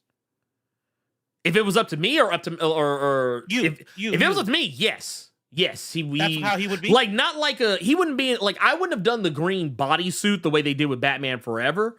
But I would have gone with the green business suit. Like the kind of similar to what they did in the Batman animated series at a later point and the all the other stuff. Like if I was going to do it at all, I would have gone for something like that. I would not have done the put on this this green onesie. Yeah. Right? Like, hey, put on this green is barely green. Right? Like this, like I'm gonna show y'all what I'm talking about here, just real quick. But like this right here, this is what my Riddler would have looked like. He would have had the bowler hat, he'd had the green suit and the gloves, he'd had the cane. I wouldn't have made, because I'm gonna be honest with y'all. Okay, so he still would be darker though, because this is like some like I'm a serial killer shit though. Right. Well, no, I could keep the same tone. Yeah, okay. I would keep the same tone, but like, and when I say tone, I'm just talking about vibes. But I would still lean more into the comic book aspect of it, like right, and not try to make a 7 part. Right, right. Where basically what we do is we say, hey, our Riddler is named Riddler, but he's actually just Hush with the serial numbers filed off. Right. It's like okay, yeah, whatever. Nice. Yeah. That's perfect. Like that's basically what I'm looking at. I don't think that I don't know. I don't think that that people should be denied an actual like legitimate comic book accurate comic book movie or whatever, you know what I mean? Like right. I hate that shit. I'm not gonna hold y'all. I fucking hate that shit. I hate movies that always go well and out of their fucking way to tell you that they're not comic books. Like they're like, no, we're not comic books. That's kid stuff. We're doing real hard hitting commentary. Yeah. Like get the fuck out of here, dude. You're making a You know who did it good? Who's that?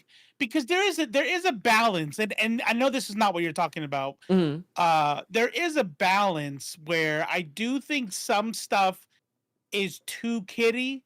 Like even animated series Riddler would be a little, I think would be cringe if in the DCU we got this giggly Like, but what barks in the night? And it's just kind of like, that belongs in a cartoon or in a comic book. But you know who I think did it good and still was like a comic book character? Arkham Knight. The Arkham series. Well, yeah, because that Riddler was dope. Well, no, that's what I'm saying. That's the same Riddler I'm talking about. That's the same Riddler I'm talking. Well, because and the thing is, he still was goofy. But the thing is, what they did, and they did this with a lot of the villains, they basically made Riddler Jigsaw, but they did it in a way that still kept the spirit of who he was. Because he was still wearing the green suit, question marks all over himself, and had the cane and everything. I think what probably made him more palatable was that you didn't see him as much. Like, you didn't... Don't ever change.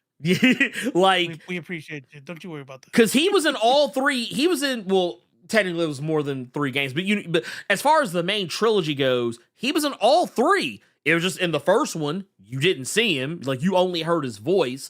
Because he wasn't in Arkham. He was outside of it at the time. When you get to Arkham City, he's in Arkham City. You only really bump into him every once in a blue moon. And then, like, when you get to, like, Arkham Knight, you actually, like, whole ass run into him. So, you know, there's that. But I will also say that, because we got another one here. Let's look at this. We got, Denial with the 5 says, imagine thinking Superman would let anyone die if he had the power to prevent it. Which I think is actually pretty wild. The whole idea of... Your dad? Your dad, of most of all? Oh, yeah, that too. Yeah. Yeah. I'm still stuck on that. I'm way back there still That's why it took me a minute. I was like... What do you mean? But that is why Snyder's Superman fucking sucks. Is because he didn't understand. He literally could have saved that man and 20 other people. Yeah, and nobody would have saw it. Nobody would have seen that they shit. They would teleported it. They'd have been like, man, wait, where did Clark go? I don't know, man. I'm right here. What do you mean? I've been here the whole time. No, I was taking a piss. Somebody behind here. him. Actually, he has been here the whole time. Yeah, he was that fast. He was that fucking fast. Yeah. I'm totally with that. Like you said, smart move. Yeah, get. He knew his goose was cooked. He was like, man, let me get up out of here. He's like, hey, can you write me up out of here real quick? I need to go film this other TV show. I read the rest of this movie. I need to go. He's like, I'm all right. Deandra Mosley with the 5s also says many of these detractors will be quick to praise Superman from the DCAU, yet don't remember how many times he gets hit and beat down by weak foes. That's the thing. Like, I think they made the mistake of never actually having read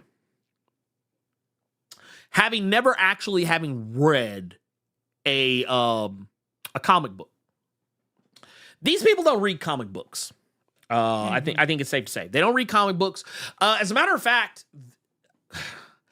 I don't think they remember the movies either, because that picture you sent me of the one thumbnail, the picture from that, there was an image that I thought was very interesting.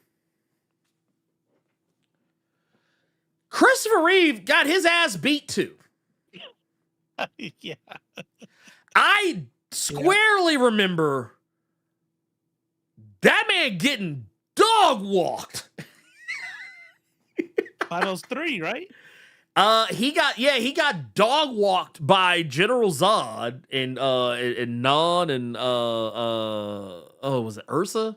Right. It was Ursa. He trapped him in that the cellophane wrap. Yeah, he threw that little cellophane S at him. It was like, that shit you put on top of the salad bowls.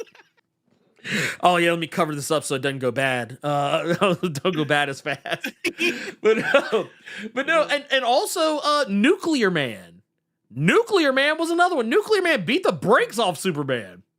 Was literally dog walked him in that movie. So, dude, like, even if you want to talk about that being or this over here being the gold standard of Superman, he got his ass beat too. And the only reason he didn't get his ass beat more is because in the first movie, he didn't have anybody to fight. He just had Lex Luthor and random criminals, and they couldn't fight him. They had to outsmart him. And then you go to, what was it, Superman 3? Superman 3, the one with Richard Pryor? Mm-hmm. The only person Superman can fight is himself. Yeah. He had to fight himself. It's like, dude, stop. Stop. This is why these people aren't serious. They're not serious, man. Don't never take these people seriously. They don't know what the fuck they're talking about. We also got Vandal the Black with the 10 says, the right want the super weapon, what Dr. Manhattan was in Watchmen, while Siegel and Schuster wanted the commoner to be Superman. He is an allegory for the best of us, both strength, inside and out. And that's the thing. That's the thing that they don't want to admit is that, yes, he is in fact supposed to be, well, yes, he is powerful. Yes, he's faster than a speeding bullet. He can leap tall buildings in single bound, whatever the fuck people used to say about Superman back in the day. But at the end of the day, his whole thing is that he's relatable. That he is, while being a god amongst men, he is someone who you look to and you feel inspired. The type of person one might dare say, if, I don't know, you were happening to witness him getting the brakes beat off of him, you would step in and try and help him up. If I saw him look at me like that, though, I'd be like, oh. Like, oh, shit. I'm here to help. I'm like, hey. Don't laser eye me, pal. Don't laser eye me, pal. Yeah. I got kids. But no, man. like, But you know what? Y'all said something that really lets you know how these right wingers think. yes. You said relatable, right? You said, what does it mean when you what is the word whenever you put what you think into somebody else? Projection. Yeah, projection. Yep. When they say they want a weapon, they're letting you know, if I had that power, here's how I would be. Right. And so, because they're bad people, right? They're just overall just like shit people. Then they would do that. They would run shit. They would rule shit. They would be Injustice Superman. You know what I mean? 'Cause they're shit. Basically. Yeah. Well, I mean, I look at it like this. Let's be honest. They're not going to go see the movie. So we don't even need to hear what they have to say. They've already told on themselves. Speedy Munda says with the 5, didn't Christopher Reeve have unkept hair while he donned the Clark Kent persona? He actually was pretty clean cut. But I mean, he didn't have the S curl. Like he was almost too clean cut. Like he was like, the way they depicted him is like, was more like the prototypical like, he was like nerdy, wasn't he? Nerd. Yeah. He was like the prototypical like nerd of the 50s is what he was. He was, but at the end of the day, that's also another thing we need to take into consideration is that these guys are trying to hold a Superman of the modern age to an aesthetic that died many decades ago. As if the age in which we're telling that Superman story Is hasn't always affected how he looks and how he acts and how he talks. You know what I mean? Like, It was fucking wild, do dude. they still want him to like talk like how he did in the shows in the 30s? Like, come on.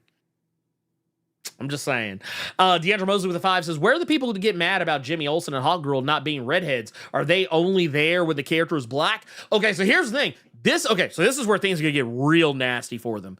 Is because I think I might be wrong. I think the version of Hawkgirl they're using is the Kendra Saunders version, who is not a redhead. So that's how you can kind of skirt around that. But the fact that I actually think it's interesting. I haven't really heard anyone complain about Hawkgirl, really. Maybe it's because she's not really front and center a lot in like a lot of the promotion. But I mean, she's there. She's definitely there. I think most people should know she's there. But I think that might be the reason why no one's talking about it, because they're just not paying her any attention. But wait till the movie comes out and they have to look at her for more than 2 seconds. Oh, you will start seeing a million videos about her. I thought Hawkgirl and the what's her husband or buddy or partner or whatever? Carter Hall. Yeah. What's his Hawkman? character's name? Huh? Hawkman. Yeah. Oh, okay. Shit, that was easy. But aren't they both supposed to be like from the Middle East or some shit? Yeah, exactly. So yeah, they're supposed to be Egyptian, but they technically also hail from like another planet. So do with that information what you will. So here's the answer. Here's the answer to the Jimmy Olsen thing. Yeah, because if you think about it, it is kind of weird because don't they always talk about redhead erasure? They do. But they only ever talk about it in one specific case, if you pay attention. And that's if you change the race of the character to black. Yes. Well, if they had made Jimmy Olsen black, they would be talking about redheads all day. But if he's white, yeah, whatever. I don't give a fuck. Because they don't actually give a fuck about this stuff. They just hate black people. And here's the thing. And here's the thing I think is funny about that. I mean, I could be wrong about this, but the guy who's playing him, Skylar, Skylar, was it Gizondo? I don't know how to pronounce his last name. But look at him. He's whole ginger. That's righteous ginger all day. Yeah, that's a ginger any day of the week. If Jimmy Olsen is a real person, that's motherfucking Jimmy Olsen. Oh yeah, dude. That literally, they snatched that motherfucker straight off the page and said, "Here you go." Yeah, they got some weird technology out there. They made Jimmy Olsen a person. That's him. Yeah, look, what was it? He is him. He is him. I have never seen a better casting for like a secondary, tertiary character. He is the Robert Downey Jr. casting of third-tier characters. That's pretty wild. At least they 3D printed him. They 3D printed this fool. They said, "Yeah, no, that's him. That's him. That's him." Look, man, he's the one. That is him. You gonna stay off his corners? You can play Archie too, true. Right? Any of those like G golly Willikers type characters. The only thing I want to know is he have the watch? I just want to know if he has the watch. If he don't have the watch, then I'm gonna be a little upset. Then he's dead. Because how else is Superman save him? He'd be like, "Oh shit, I ain't got no watch," and he's like, "Now I gotta die. Now I gotta die. Yeah, I can't yell." Yeah. My breathing is exponentially louder than a clock ticking, but for some reason, he will only be able to hear the tick. But no, I like that. I like that they got the people who they got for this. I mean, I think they did a fantastic job. I don't think there's any. So far, I don't think I've seen an ounce of bad casting in any of this. Also, we got another one here. You know what time it is, Robo. We got it. It's that time. Maneater just got it in here. It's time for that 1999 super chat. Thank you, Maneater. One of these days, you're gonna come in here. You're gonna be like, "I don't like my voice." I'm like, "Bro, I got you." It's like I've been preparing for this moment for the last 5 years. Look, wait, why is it I'm picturing Robo like just pulling out like a little thing of like little Primatine or something to like, yeah, and to be like, I bring out the harmonica. All right, just want to get the note right. me. I can see it already. Like I'm like, man, he came prepared. It's like he knew. It's like he knew. We've also got was it Vandolph the Black with the 2 says Battinson would never make it to the Mobius chair. Damn. Look, let me tell y'all something. If Battinson, look, I like Robert Pattinson as Batman. Too. I did not think I would, but I do. I was skeptical. I wanted to like him, and I was allowing myself to be cautiously optimistic, but I didn't think that I would like him as much as I did. I actually thought he did a damn good job, which also kind of and I like what Matt Reeves did with the deal as far as like, why would he be like super jacked and tan normal? he's He's a psychologically recluse. unwell. He's only up at night. Like he's gonna look like that. Right. I loved it. It was a very strong attention to detail. And honestly, if they do decide to bring Battinson over, I mean, I wouldn't be against it. I mean, my only thing is I don't if they were to bring him over, I would rather they kind of do like what Marvel does, like be like, oh hey, this is a variant of Batman. It just so happens to be played by the same. I'm like, okay, that's cool, because that the aesthetic for that version of Batman, while I think it works great for that movie, I don't want to see that shit sitting next to Superman. I want to see. What if they lighten him up? Well, like if they had him in a suit where it was like they had him in like the classic blue and gray suit, something kind of closer to what what Ben Affleck had in The Flash. Oh, I'd be in. I'd be like, oh yeah, do that shit. I want that shit. We've also got Batticus Prime. With the 5 says, that's why I'm a big fan of Absolute Superman. That series makes Superman more of the people. And that's also something I think,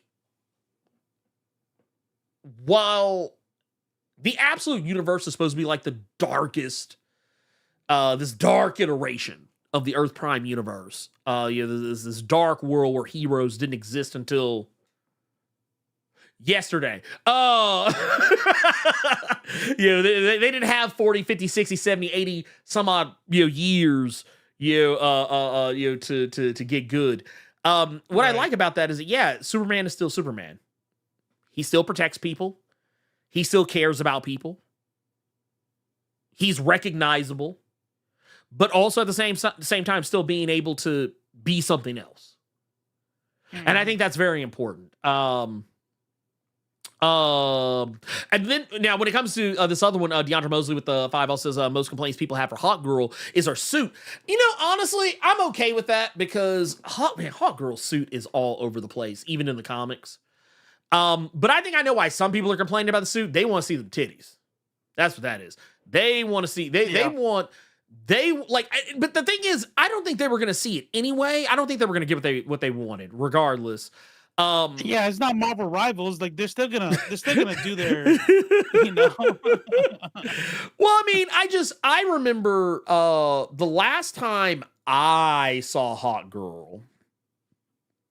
Oh man, we're talking like. Well, I mean, she's been around since then, but we're talking like Snyder Justice League. I mean, she's been around since then, but I mean, like that iteration, give or take, of that whole time frame, or whatever you want to call it. Because I can tell you what they want. This right here. This is the Hawk Girl they want. This is they want Shayera Hall. But I'm gonna tell you right now, y'all got Kendra Saunders, and it's gonna have to be enough. I got nothing else. It's gonna have to be enough, because I don't think y'all gonna get nothing else. Because the Hawk Girl that I think a lot of people, that a lot of people are more like familiar with, it is the redheaded one, but this is the one that we're getting. We're getting this version, which who's to say she doesn't have a suit like that under that jacket or whatever?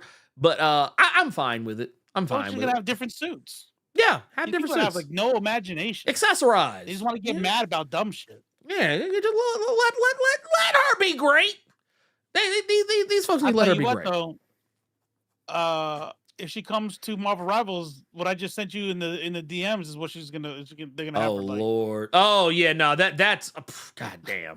Just a little bit thicker in the actually a lot of bit thicker in the legs. Well, the thing I find absolutely positively terrifying about that is that I I could honestly see them doing this. I can honestly see like, but that's kind of like at the end of the day, that's really what it comes down to. A lot of these chuds that are mad, they just want the skin tight outfits. They want the skin tight costumes. They want the characters to like how many of y'all know the pose I'm talking about? They want that classic Jim Lee, Rob Liefeld pose. Yes. Where the woman is like, so like she's standing in such a way that both of her titties are somehow facing you, but her body is actually facing this way. Right. And her cheeks are also facing you. Like, so she's kind of like, and if you pay attention to the anatomy at all, the nipples are facing different directions. Everything. Right. It's like, it's okay though. Because the tiggies are big. That's all. Right. It's fine. It's fine. Like I'm not mad. Like I'm not. Look. Y'all, please understand. I'm not mad about titties. But I'm saying, like you don't have to get the anatomy right because that's all they care about. They just need a goon. Right. That's something to goon off of. Yeah. No. That's 100% what it is. But y'all know what I'm talking about. Y'all know the pose. Y'all know the pose I'm talking about. It's a very iconic pose. I mean, I think everybody should aspire to be able to draw it. I guess. I don't know. I don't use it, but hey, it is what it is. But, Jessica Santana, the misogyny pose. Yeah. Yes. That's basically what basically, yeah, that's what it was. It's like, hey, look, so it's like literally they would. So it'd be like a titty going this way and a titty going that way. Like it was enough so you could see one titty facing you, another titty going that way so you could see the side boob of it. Yeah. And then you would get enough to see like one cheek. You'd get enough to see one cheek, maybe two. But also somehow you can see her stomach like kind of on the sides. You can get the abs. Wild. It's crazy. You can't make that shit up. Oh, here we go. I got one for you. What you got? Oh Lord. What's this? Yeah, this is exactly what you're talking about too, because they're facing you. But not. Oh, you won't let me do a this bitch. That's right. I'll screenshot you then, bitch. Damn. Try to tell me I can't right click. Try to stop me from right clicking. Wait. Print screen. How about that, motherfucker? Let me guess. Was it Instagram? No, bottleneck gallery or somebody. Oh, Somebody who wants intellectual rights, whatever. Intellectual Eat my rights. ass. I'd be like intellectual these nuts.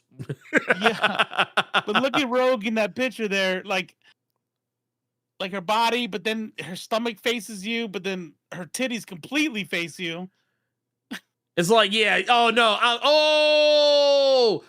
You know what? And you know what? Psylocke's doing the same thing. Yeah. It's here. I got this. I got you. This oddly enough, if I'd have known, I'd have been like, oh yeah, I know that picture. I have it. But like this is kind of like this right here. There's more extreme versions of this, but basically it's like they all like it's like also like they're facing that way. Hold the fuck up. Their stomach is even facing that way because if you look at where the belt buckle is, but then the titties are like facing right at you. That dastardly sumbitch. Yeah. I'm almost. It's like he changed his mind halfway up. Like was starting with the legs and said, "Oh shit! If I draw like this, we're gonna barely see her boobies." So they just twisted her body at the lower rib cage. It's like, yeah, don't worry about it. Don't worry. This isn't Liefeld. This is Jim. This is Jim Lee. Yeah, that's Jim Lee right there. You can't sneak Jim Lee past me. I'm sorry. It ain't gonna happen. But no, I get it. Yeah, and don't get me wrong. I'm not gonna shame anybody because I mean, look, man, I was one of those guys. You know what I'm saying? I used to have the Marvel swimsuit issue. Look, I'm not hating. Okay? Yeah. I'm not hating. I said at that age, I still was rather the JCPenney catalog though, you know? Yeah. No, don't get me wrong. The JCPenney's catalog is and goated. When that Frederick's Law Hollywood came out, it was over. It was fucking over. Oh yeah, no, dude, like off top. Oh my god. Oh, I saw someone say Fairchild in the chat, and then I remembered. I just had this it was almost like a memory unlocked. I was like, oh my god, Wow. they sure as shit did used to have that poor child, like twisting her body in all kinds of jacked up ways to oh my wow. Gen 13. Wow. Dude, I remember getting like the number ones of these with the foil in there and thinking I was gonna be rich one day. Man. Dude, what we thought Little we did I know had. they printed like 80,000 of them. Yeah, it was like it was a bajillion of them. We were good. They weren't going anywhere. But no, I remember. Man, oh my god, dude, God, this was such a time capsule. I can't show any of this because some of it I'll get demonetized. I'll get demonetized. But no, I'll just say this for those that you know care, whatever the fuck. Yeah, earlier you probably heard us mention something about how James Gunn only gave Riri 3 hours. So basically what happened was the Ironheart trailer came out, and 3 hours later the Superman trailer came out. So some interesting things came out about that. I saw some really interesting things that kind of made me sad. Not about the trailer, mind you. The trailer was good. I like the trailer. And honestly, there was the reason why you haven't heard me say a whole heap of a lot about the trailer is because I had already seen it before. The trailer we got was the same trailer they showed at D24 last year. That trailer we got the other day is the same trailer that's been sitting in the drafts on YouTube since August of last year. But I saw the discourse going around this. The people saying, oh, it's going to be woke. It's going to be woke. Of course it's woke. Why wouldn't it be woke? We want it to be woke. Disney is panicking. Disney is panicking suddenly. Also, can I just say, just real quick? They suck at doing tears on Photoshop. That's for damn sure. Yes. Here's my problem with this discourse right here. Dislikes don't matter. Yeah, right. Dislikes do not matter. Right. It matters to the person clicking dislike. They'll see less of it, but it matters is just engagement to the content creator. Yeah, basically. You engage to the content creator. Like, I think you and I talked about this before, but like a friend of the channel, Alyssa McConte, the live stream where she was on an interview with us, that's one of our most, actually I think it is the most popular Nerds of Culture episode. And it is also the most disliked one. Dislikes do not matter. Still out there. Yeah. She just dropped a video telling the whole side of the story finally. Yep. And they're brigading that shit. Yep. And honestly, they're the reason why it has as many views as it does, because they keep coming back to talk shit. And every time they come back to talk shit, metrics go up. We don't know it. You keep talking. Look, here's the thing. You keep commenting on the video. You keep commenting on the video. Black fatigue. Ooh, man. Oh my god. I'm so fucking that sick one of might that actually shit. fucking I think that one might actually that might actually get to like hands thrown on that point. Oh yeah, no. If I hear somebody say something to me about black fatigue, we're fighting. Like we're fighting. DEI, CRT, and woke. It's so stupid, but wait. Excuse me. Well, yeah, maybe we have white fatigue. Dude, the planet has white maybe fatigue, we have white fatigue. Is that a thing? I mean, I feel like it was a thing. But here's why that one pisses me off the most. Like that one is like, you don't just sound cringe where you're trying to hide your racism. Right. That one is like, it makes me angry. I'm like, oh, you know why? Because they're starting to pull the mask off more and more and more to where that bitch isn't even on. It's like, hey, You know that term that's for like black folks and generational trauma and just tired of being exhausted from life and having to live in this white supremacy. You know that term? I'm going to use the same term, and it's going to mean I'm fucking tired of black people. Mm-hmm. How about that one, huh, guys? I'm like, but you know what? Here's my are thing. we being for real right now? If you're tired of black people, stop trying to like co-opt our language. Stop trying to co-opt our fucking music, our movies, our style, our charisma, our way of doing things. Stop doing it. Because every time I get on TikTok or Instagram or some shit, and I see some aggrieved white person, they're always trying to affect some quotey fingers black accent, or whatever. Like they're always the same people that are trying to like copy our shit. So get the fuck out of my face with that shit. Yeah, but no, that's what actually just insane. Also, you know what they and the only reason they did this, the only reason they included Ryan Coogler is not because he actually has anything to do with it. Also, I don't know why they put like the black fist in there. Made no sense. But because here's the thing. Yes, he produced this shit. But beyond that, y'all are just hoping that you're going to be able to bank off the sinners crowd. Facts. That's all you're doing. But there's also something else there. That is probably it, actually. Because I don't think they're... But I think they also have a special kind of hate for him. Oh, of course. Because the good ones, right? The people who know their role do not wear their hair like that and do not talk like he talks. Right. He doesn't fall in line, and he's still massively successful, and that fucking pisses them off. Like, it's that shit that they call black fatigue, because they'll hear him, an extremely intelligent and fucking cinematic genius, but because he doesn't feel any need to code a code switch out of how he grew up talking in LA, he's like, I'm still gonna be me. I don't have to pretend to talk any other kind of way. And they hate that shit. No, they absolutely do, because I remember someone shared a video with me. It was the one that he did for I think it was Kodak. And he was basically talking about the different types of film formats for Sinners. He was like doing like a breakdown of what each one was. And I thought it was funny because I think it was the first time I ever really paid attention to how he talks. And I was like, wow.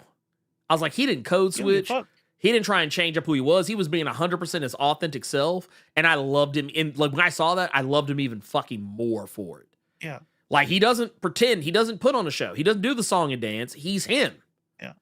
And I'm getting some neurodivergent vibes too, by the way. A little bit, yeah. I caught a little bit of that off of which him. I think a lot of geniuses probably are, or else they probably wouldn't be geniuses like that. Right? You know No, 100% on that level. 100%. And then here's this one. That they turned the comments off. Well, I mean, here's the thing. Oh wow, like you can't deal with all the racism, pussy. Like what? Yeah, and that's the thing. They're like, oh, you turned your comments off. You're a bitch. You're a coward. You're a punky. You're a punk ass pussy ass bitch. And here's the thing. No one owes you a platform. Like historically speaking, I don't think I've ever turned the comments off on a video, but maybe one time, and it was a really long time ago. I generally just let shit fly because honestly, I don't really be in there looking all that hard anyway. But I always find it interesting when that's your, oh, I got him. It's like, no, they just turn them off. Because here's the thing. They're not really doing it for themselves. They're not turning it off to spare their own feelings.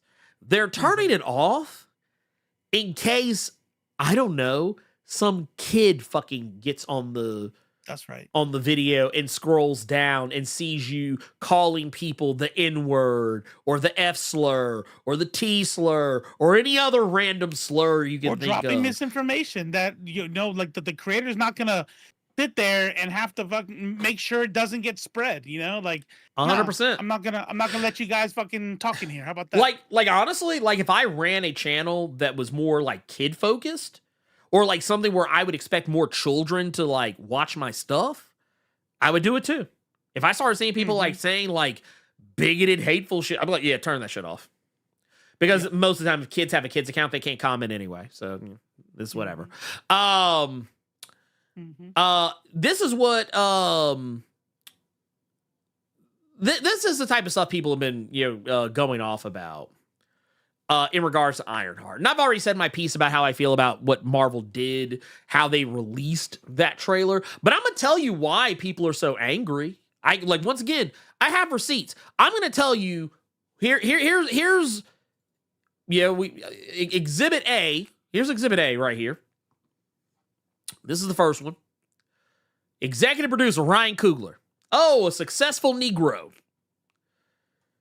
Mad. Can't have that. Already. Can't have it. Off rip. I'm already angry. Director of Black Panther Wakanda Forever. Oh, can't have that. Oh, just when he thought it couldn't get worse. And now I gotta look at this big lip, thick nose baboon beast. Couldn't they find somebody with like European nose and she could still be Couldn't brown, they gotten Amanda Stenberg? Yeah, like, come on. Who's the chick off of Fresh Prince? The sister, big sister? Oh, Hillary? Can we get like a Hillary? Yeah, I need somebody like Hillary. If she's gonna be brown, she gotta look white if she wasn't brown. Man, they like, why I gotta look at this dark skinned monkey? That's what they do. You know That's what they looks do. Like? She looks like she's angry. And I don't know why they're always angry. You know, I just don't get it because you know what I do? I blame the lack of fathers in the home. Yeah. And they wonder why we have black fatigue. Man, right? Couldn't they have gotten Sabrina Carpenter? God damn. CGI. Sabrina Carpenter. They actually have to be blackface, but they can CGI that. Oh, I promise you, if they like, I guarantee you, if they actually got a whole white woman to come in and be in blackface and play Riri Williams, they'd have no problem with it. They want to go back to that old minstrel shit. They really do. They want to go back to that old minstrel shit. Yep. That's what they want. Yep. Even if they did full-on minstrel where she was offensively stereotypical, they'd be like, oh my God, it's just a movie. They're like, oh, this is, and you know what else they would say? Dude, this is so authentic. I mean, she sounds like every black person I've ever met. I've never seen. Right? Yeah. All three. ScarJo would do it. Oh man, dude, ScarJo, man, dude, don't give her any ideas. But you know, here's the thing. I'm not done yet. I'm not done because here's the thing. Yeah, we gotta. That's one. You know, that's one darky. But then we also had to bring a brown guy into it. They had to bring a brown guy into it. What's this all about? What's this all about? Why? Why does he have his mustache like that? Yeah, like why can't he wear normal? Why can't he wear normal, huh? Why does he make me feel insecure about myself? Wait. What? See, look at him. He's a hoodlum. I told you. See, man. I told you. That's how they are. They sneak across the border and they start beating people up. That's what they do. I told you. No, that's not what they do. For real. Don't nobody clip that. But no, there's a whole brown guy right here. They're mad. They're mad because so far, two principal characters already. No white people. Oh, but they won't admit it. They won't admit it. But because he's pretty, that makes him even more angry. Oh, no, 100%. Even 100%. More angry. They never actually, I'm gonna go out on a limb here. I don't think they would be half as mad at race bending No. if the race bending happened in a way that they approved of. Like they didn't make them feel small. It's kind of like that comment you made on that video about Steve Urkel. It's like I'm gonna allow you to have a black show as long as you can be, demean yourself and shit like that, because of the white writers and shit, Oh, But 100%. whenever it's a black or brown dude that's gonna make their, assuming their wife is straight, get them a little squirrely in their seat, then they get mad. That's what makes them mad. Their own insecurity, penis envy, all that shit is really what I really believe that like 99% of racism is based off of penis envy. Oh, 100%. Well, and usually most of the time, whether it's true or not, well, and let's be honest with ourselves. Most of the times when these people get mad, when they get angry, and want to rush out,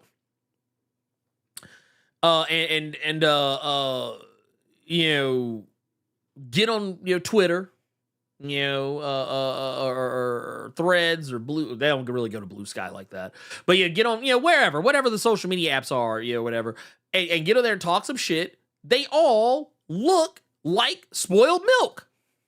They all look and smell like spoiled milk every time. I'm not making this shit up. What it reminds me of? It reminds me of my time in the military. There's this weird thing that happens where there's like this you have like people who don't see any combat, right? Then you got people, and this is kind of how it goes. People who might see combat, people who see combat, people who are now special forces, right? And there's these tiers that go up. And the further you go down, the more certain types of dudes who are in that tier will be super insecure and have to talk about what they do. And you notice that the more like badass their tier was, the more secure the dude was, the less you'll ever hear about his job. Oh my God. And it's like, and that's how it goes. It's like, if you're a dude, white, black, whatever, that's secure with yourself, you never talk about other attractive, like, oh, why does he have to be that? Why does he have to, because like, what does it fucking matter? You know what I mean? but when you look at these dudes, it's like, oh shit. You look at like melted candle, like EVS. Oh my God. And go like, oh, fucking A. Yeah, no wonder you're insecure, man. You look like shit. It's like it all makes sense now. You know what I mean? And I'm a fat dude, but there's like difference between fat dudes and then like you look like you eat like straight mayo from the jar for breakfast. Like they just yeah. Like fuck out of here. Like it's not about being fat. It's like you look unhealthy. You look, something's wrong with That's you. what it is, man. That's what it is. I also want to show a little something else. Another reason why why they're angry? I can show you another one. It's this right here. Look at that. Oh, is that the hood? No. These are 3 other characters. One of them is Cousin John. I don't know the names of the other 2 characers, but one of them in the middle. You ever seen Good Girls? Yeah. No, I remember him. Oh yeah. No, Man-Eater loves the shit out that dude. Like if you ever want to see me insecure, like dudes like that come around all tatted up on the neck and like look like him, I'll be like, man, fuck that dude. Why? What happened? No, see, Seattle KO, and actually, Seattle KO caught it. It's the one on the right. Talk to me. Shit, the dude. That's a non-binary. Yeah, non-binary trans mask. See, I remember. Man, I'm trying to remember. Oh my God. They were on another show I watched called Wentworth. And literally they're like on top of being trans, in real life. That was a part of their character story on the show that they were trans, but trans mask, but they were in an all women's prison. and that they didn't have their testosterone and stuff like that. Shit That was whenever I hear stories like that, it's so sad. dude. It's It was insane. But yeah, that right there, yeah, that's one of dude. I'm shocked no one has mentioned this yet. I've not seen anybody talking about this. I've not seen anybody talking about this. I'm glad that I haven't. Yeah, also from Talk to Me. They were the one that introduced the fucking hand into the movie. Mm-hmm. But no, you didn't think that Game City Savior. Was that? Game City Savior just trying to be a smart ass. You didn't think that. If you did, then the way it was said, you're kind of stupid. Then I guess. No. I'm talking about. I think trying to remember their. I know it's something Tarakis. I'd have to look it up. But I want to because it's kind of wild because I think if I'm double checking myself just because I have to know. I have to know. Here, let's see. Nope, that's not it. Ironheart cast. Zoe Tarakis. That's what it was. I knew it was like something like Sophie or Zoe or something like that. But yeah, basically, that's going to be one of the other reasons why they're going to be upset. I promise you. They're going to get mad. And here's the thing. All of these people right here, all brown folks. All brown. On some level or another. Brown. Also, yeah, because we got a black main character. Gotta have a black mom. Gotta have a black mom. Gotta have a black friend. You gotta have a black friend. Yeah, that's the thing.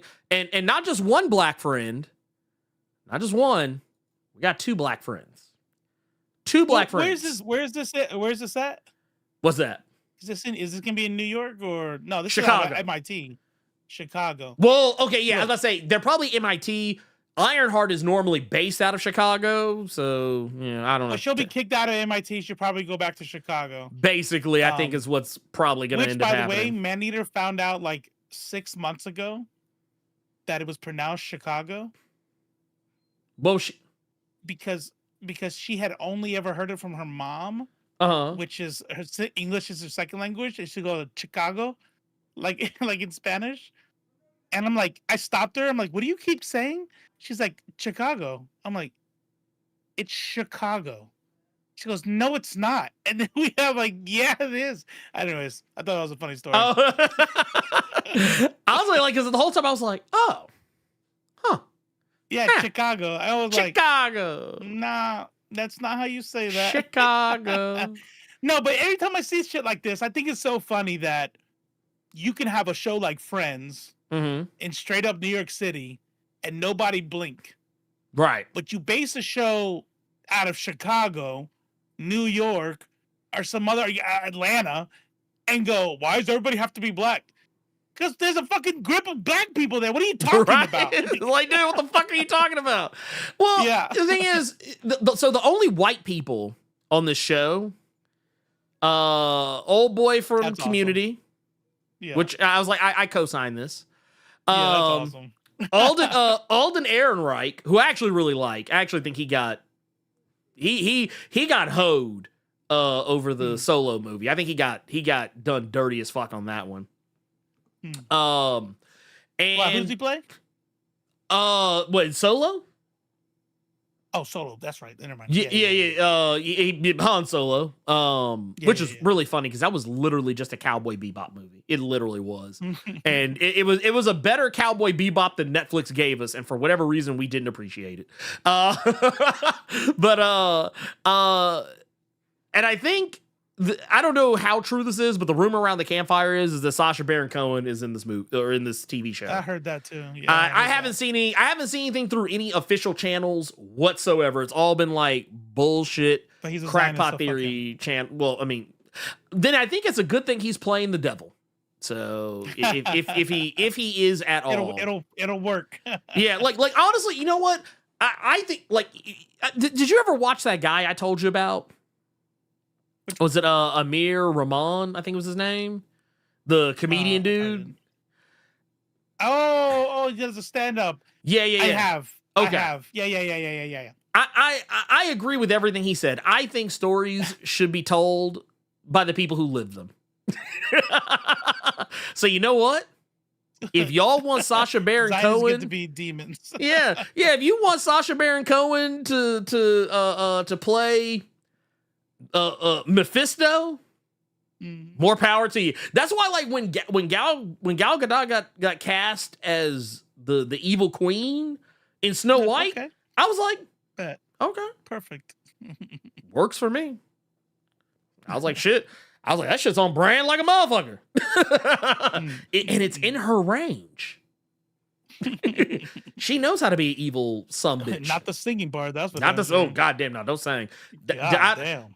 Look, I'm gonna tell you right now. That I'm like, oh boy. She needs to be thrown in the Hague if she's gonna be out here trying to sing.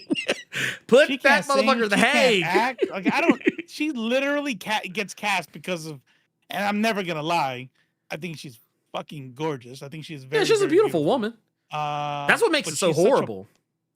She's an awful person, and she can't act and she can't sing. Like, nope.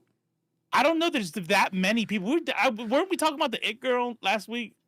Like, oh yeah, she's definitely like one of those, like a true It Girl, like meaning like, oh, you're only cast because you're pretty and you have an exotic accent. You know what I mean? I see. Sure, she's not for your acting or your singing. No, because I'm gonna tell you right now, she can't sing and she can't act. The only thing she can do is model. Just stand there. Like, honestly, she'd be perfect if she like you know, like who was that actor? Ray Park. Y'all remember Ray Park, the guy that played Darth Maul? He was famous for being in movies where like he typically didn't speak. Oh. Or Doug Jones. Doug Jones is another one. Doug Jones was the guy who played Silver Surfer in the Fantastic Four Rise of the Silver Surfer movie. He didn't do the voice. That was Lawrence Fishburne. But the person who was like the body, the movement, that was Doug Jones. Also, he did Abe Sapien and Hellboy. He is a character actor. He also plays Saru on Star Trek Discovery. It wasn't until Star Trek Discovery I realized the motherfucker actually, well, no, not Star Trek Discovery, but also Star Trek Discovery and Hellboy, that I was like, oh, this dude actually can act. Why did they never let this dude talk? But like in the case of Gal, I'm like, maybe that's the person y'all should have been hiring for those parts. Maybe y'all should have been hiring like okay, case in point. Instead of hiring an old girl from Ozark to be Silver Surfer in the Fantastic Four First Steps, if they would have hired Gal Gadot to play her, but then just had somebody dub over her voice, like they did Doug Jones in The Rise of the Silver Surfer, I'd be like, that'd been perfect. It'd have been perfect. I'd have loved it. But no, Doug Jones is great. And Ray Park is a great actor as well. Like, I've seen Ray Park and other stuff where he's done very well. I don't understand why that, like, it's like y'all didn't let these dudes talk, but y'all let that motherfucker sing and dance and talk and say stuff. Hello. Game City Savior. She's a Zionist. This is a Free Palestine channel. Oh, yeah. We don't. Yeah. I was about to say, she is a. I really wish I could get along with my neighbors. Yeah. Yes, I stole their house. Yes, I've been killing them for 100 years, and I'm really mad when they fight back. But can't we all just get along? I'm just saying. But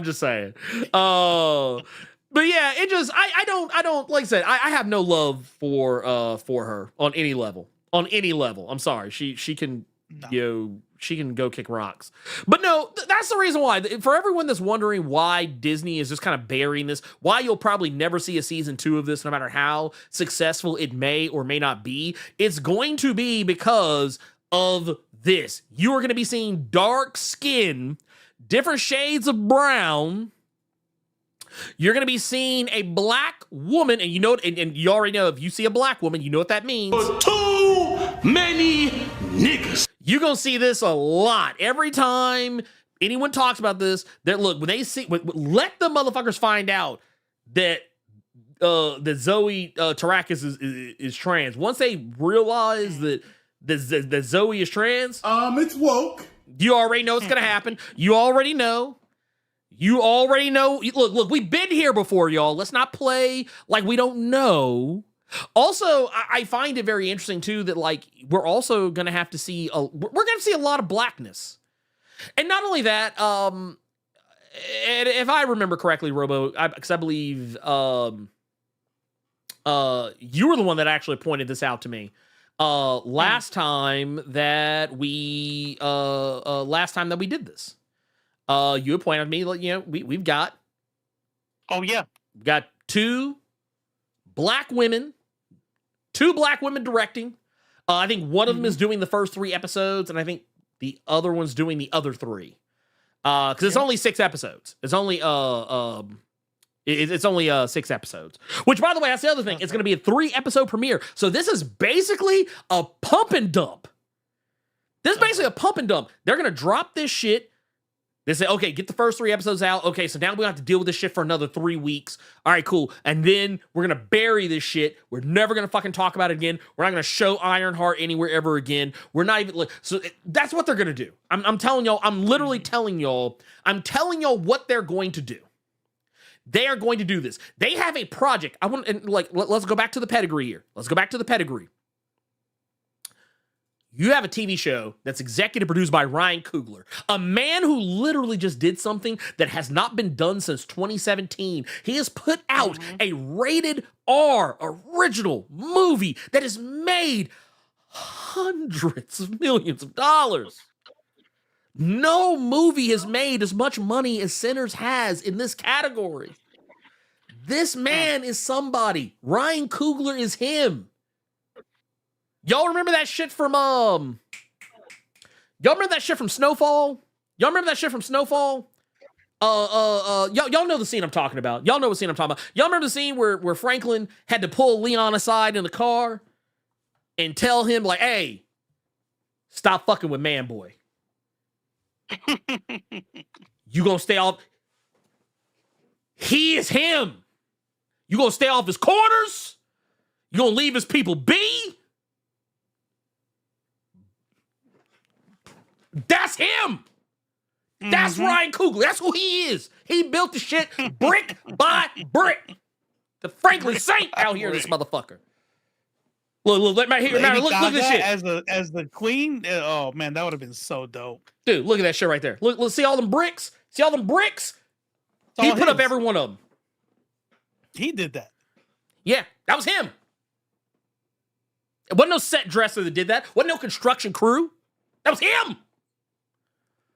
And y'all gonna bury this shit. Marvel is going to bury this. Because I promise you, and that was the thing I didn't bring up. So I told y'all I saw this trailer before, right? That was the one thing that wasn't there. The shit that y'all see right here on the screen, that whole, from executive producer Ryan Coogler. They didn't make that shit known. Oh, because of Sinners. That's right. 100%. They know what they're doing. See, here's the thing, though. Here's what I'll say. So, where is it? JSRL Padre says, this is one of those predictions I hope you're wrong on. And me too. And I'm sure Ernie hopes he's wrong too. But, 100%. But here's the deal. What do we know about black and brown people, especially black people, that everybody has to perform twice as good? Mm-hmm. The only thing that saves Ironheart is not to do good, is not to make a profit. It has to be record-breaking. Yes. Because if Black Panther was just good, we would never have seen anything else about that shit ever again. Here's the assignment. Here's the assignment I'm giving y'all. This is your mission, should you choose to accept it. This is on some Mission Impossible shit, goddammit. June 24th. June 24th. This is what I need y'all to do. Mm-hmm. I need y'all to turn on Disney Plus. I need y'all to go watch it. Mm-hmm. Period. End of story. No question. That's the assignment. I did that with Ianu the other day. Oh shit, for real? Yeah. Yeah, dude. Got Same. the HBO on. Same energy. Last month I have it on. I'm just like, I played it. I will say, if I'm being honest, Mm-hmm. it plays to a younger crowd than I can kind of get. Oh yeah, no, of course. Yeah. And so I wanted to. It seems like a dope ass kind of like a version of Avatar, but not earthbending, just other kinds of magic. It's dope. Mm-hmm. But I'm like, okay, I'm not really feeling this. Maybe if I was like 10 years younger or 20 years younger, it's definitely for a younger audience. Yeah. No, it's 100%. It's because even when I talk with the creator of Ianu, I think even he would admit that Avatar played a pretty heavy influence on what he did. So and Avatar itself. Oh yeah, no, 100%. I went to go play some Oblivion, but I let that shit play. Oh yeah, and that's what I'm saying. That's all I'm gonna do. I'm just gonna be like, hey, look, we're gonna turn this shit on and we're gonna let it play. And here's the other thing I want you guys to do. I need y'all to be talking about it on social media. Be talking about it on social media. Spread the fucking word. Don't be quiet. Don't treat this shit like it's some fucking secret. You tell fucking everybody. You tell it like treat this shit like fucking Batman. I want you to tell all your friends about me. Because that's the thing. That's what they're hoping. They're hoping this shit goes quietly into that good night. They hope it just rides off into the sunset, never to be seen or heard from again. And I will not have it. Mm-hmm. I will not have it. So I will say, for me, I'm going to do it. I hope y'all do it.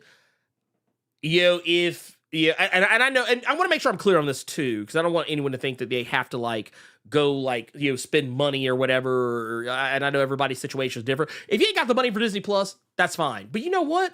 Talk about it anyway. Be like, hey, I can't wait to watch Ianu. Or I'm thinking about Ianu still because I was reading a message about Ianu. But hey, say it for that too. But like, hey, I can't wait to watch Ironheart. Man, I can't wait to watch this. Oh man, I'm so happy that this is coming out. Oh, I can't wait to finally say, keep we keep Ironheart in the discussion, then we don't lose. We don't lose. And I really hope we do better. I really do. I know we can do better. I know we can be better. I know that, because here's the thing. Disney did not want to promote this. They literally left it up to people like myself, Black Girl Nerds, and the Vigilante podcast, so on and so forth. They left it up to all of us, and Black Gay Comic Geek. They left it up to us to promote the fuck out of this TV show because they didn't want to do it themselves. Yeah. Like, every person I just mentioned, I'm pretty sure are the only reasons why a lot of y'all know that this shit's happening. Yeah. Prior to the trailer coming out, that is. 100%. So that's the assignment. That is your homework. And I guess, do we want to, we've got a, Want to do that one next week? Yeah, we'll save it for next week. And we'll save questions for next week too. Tell you what, guys, I'm gonna go ahead and make this announcement now. We're gonna have a pretty interesting show next week. We are gonna have the GOAT, Tim Seeley on. The writer of some of my personal favorite comics. The writer for Local Man, co-creator of Hack Slash, co-creator of The Revival, which also has a TV show coming out very soon. I will be asking him about it when we have him on. Who else? Also, we'll be talking with him. And I don't know if I want to share this one quite yet, but the week after We can. Okay. The week after, She confirmed it. Oh, she did? Okay, cool. Even better. Yeah. So the week after that, next week we'll have Tim Seeley on to talk about that. Oh, I should probably say what we're actually going to have him on to talk about. I mentioned all those other things, but not the thing we're actually going to be talking about. He is also going to be the writer for the upcoming Godzilla series at IDW Comics. So he's going to come on and talk to us about that. And the week after that, that'll be the 22nd, I believe. The 29th, the following week, we will have Alyssa Mercante is going to return to talk to us. If we did not have what I felt was some really important shit to talk about tonight, probably would just had her on today. But be like, man, fuck it. But I had already kind of planned out everything. So Yeah. we gotta, also I didn't really know how to frame that in a way that would I'll have some time to think about it. By the way, I'm gonna put in the chat here, Alyssa Mercante, we'll talk about it more in 2 weeks. Yeah. But she did just drop a video. They went really hard.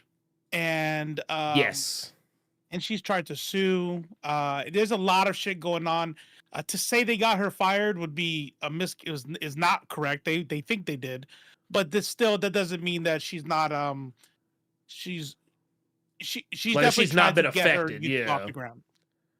So her video, that link right there is getting brigaded. If y'all could just go give it a watch, give her a couple hundred views, and just put in the chat that you're here from Nerds of Culture. Just show her some love and let her know where the love's coming from. But yeah. Yeah, I was gonna say I watched the video myself earlier when I saw it go up, and it was very. It made me a fair sight angry, just because a lot of these people love to say that, oh, she loves the attention, but really she loves to get hate from around the country. Like, what? There were people who were so delusional. They were saying that, oh, she's obsessed with me, when literally these very same people have hundreds of videos dedicated to her and nobody. Right. Look, that's a lot of time. Honestly, it took me a long time to dedicate that much time to fucking X-Men videos. Right. Okay. Yeah. That's wild. Like, I've never dedicated that many videos to one actual real living person. I have a fucking life. But anyway, let's get the fuck up out of here, because I'm actually starting to kind of get a little peckish. We're old, man. We're old, and I woke up early. Oh, fuck that. Fuck that. Well, let's go ahead and do it. Let's go ahead and pull the plug. Everybody, thank you all so much. One thing. Oh, what you got? Go to leftface.tv and buy a shirt. That would be dope. Oh, yeah. If you want to support your boy, I reduced the profit margin marker down. They wanted me at 50%. I brought it down to like 20-ish%. God So damn. they're pretty cheap graphic t-shirts. If you're trying to be woke. And if you guys have any ideas, just DM me. Fuck yeah. That said, I guess until next time, I will see you guys again Saturday. Yeah, I don't think I got anything else. Do I have anything else? Yeah, no, I ain't got anything else. So yeah, let's get out of here. So for Robo of Left Face TV, I am the Blerd Without Fear. And you know what? Oh man, let's go back to brass tacks. Donald Trump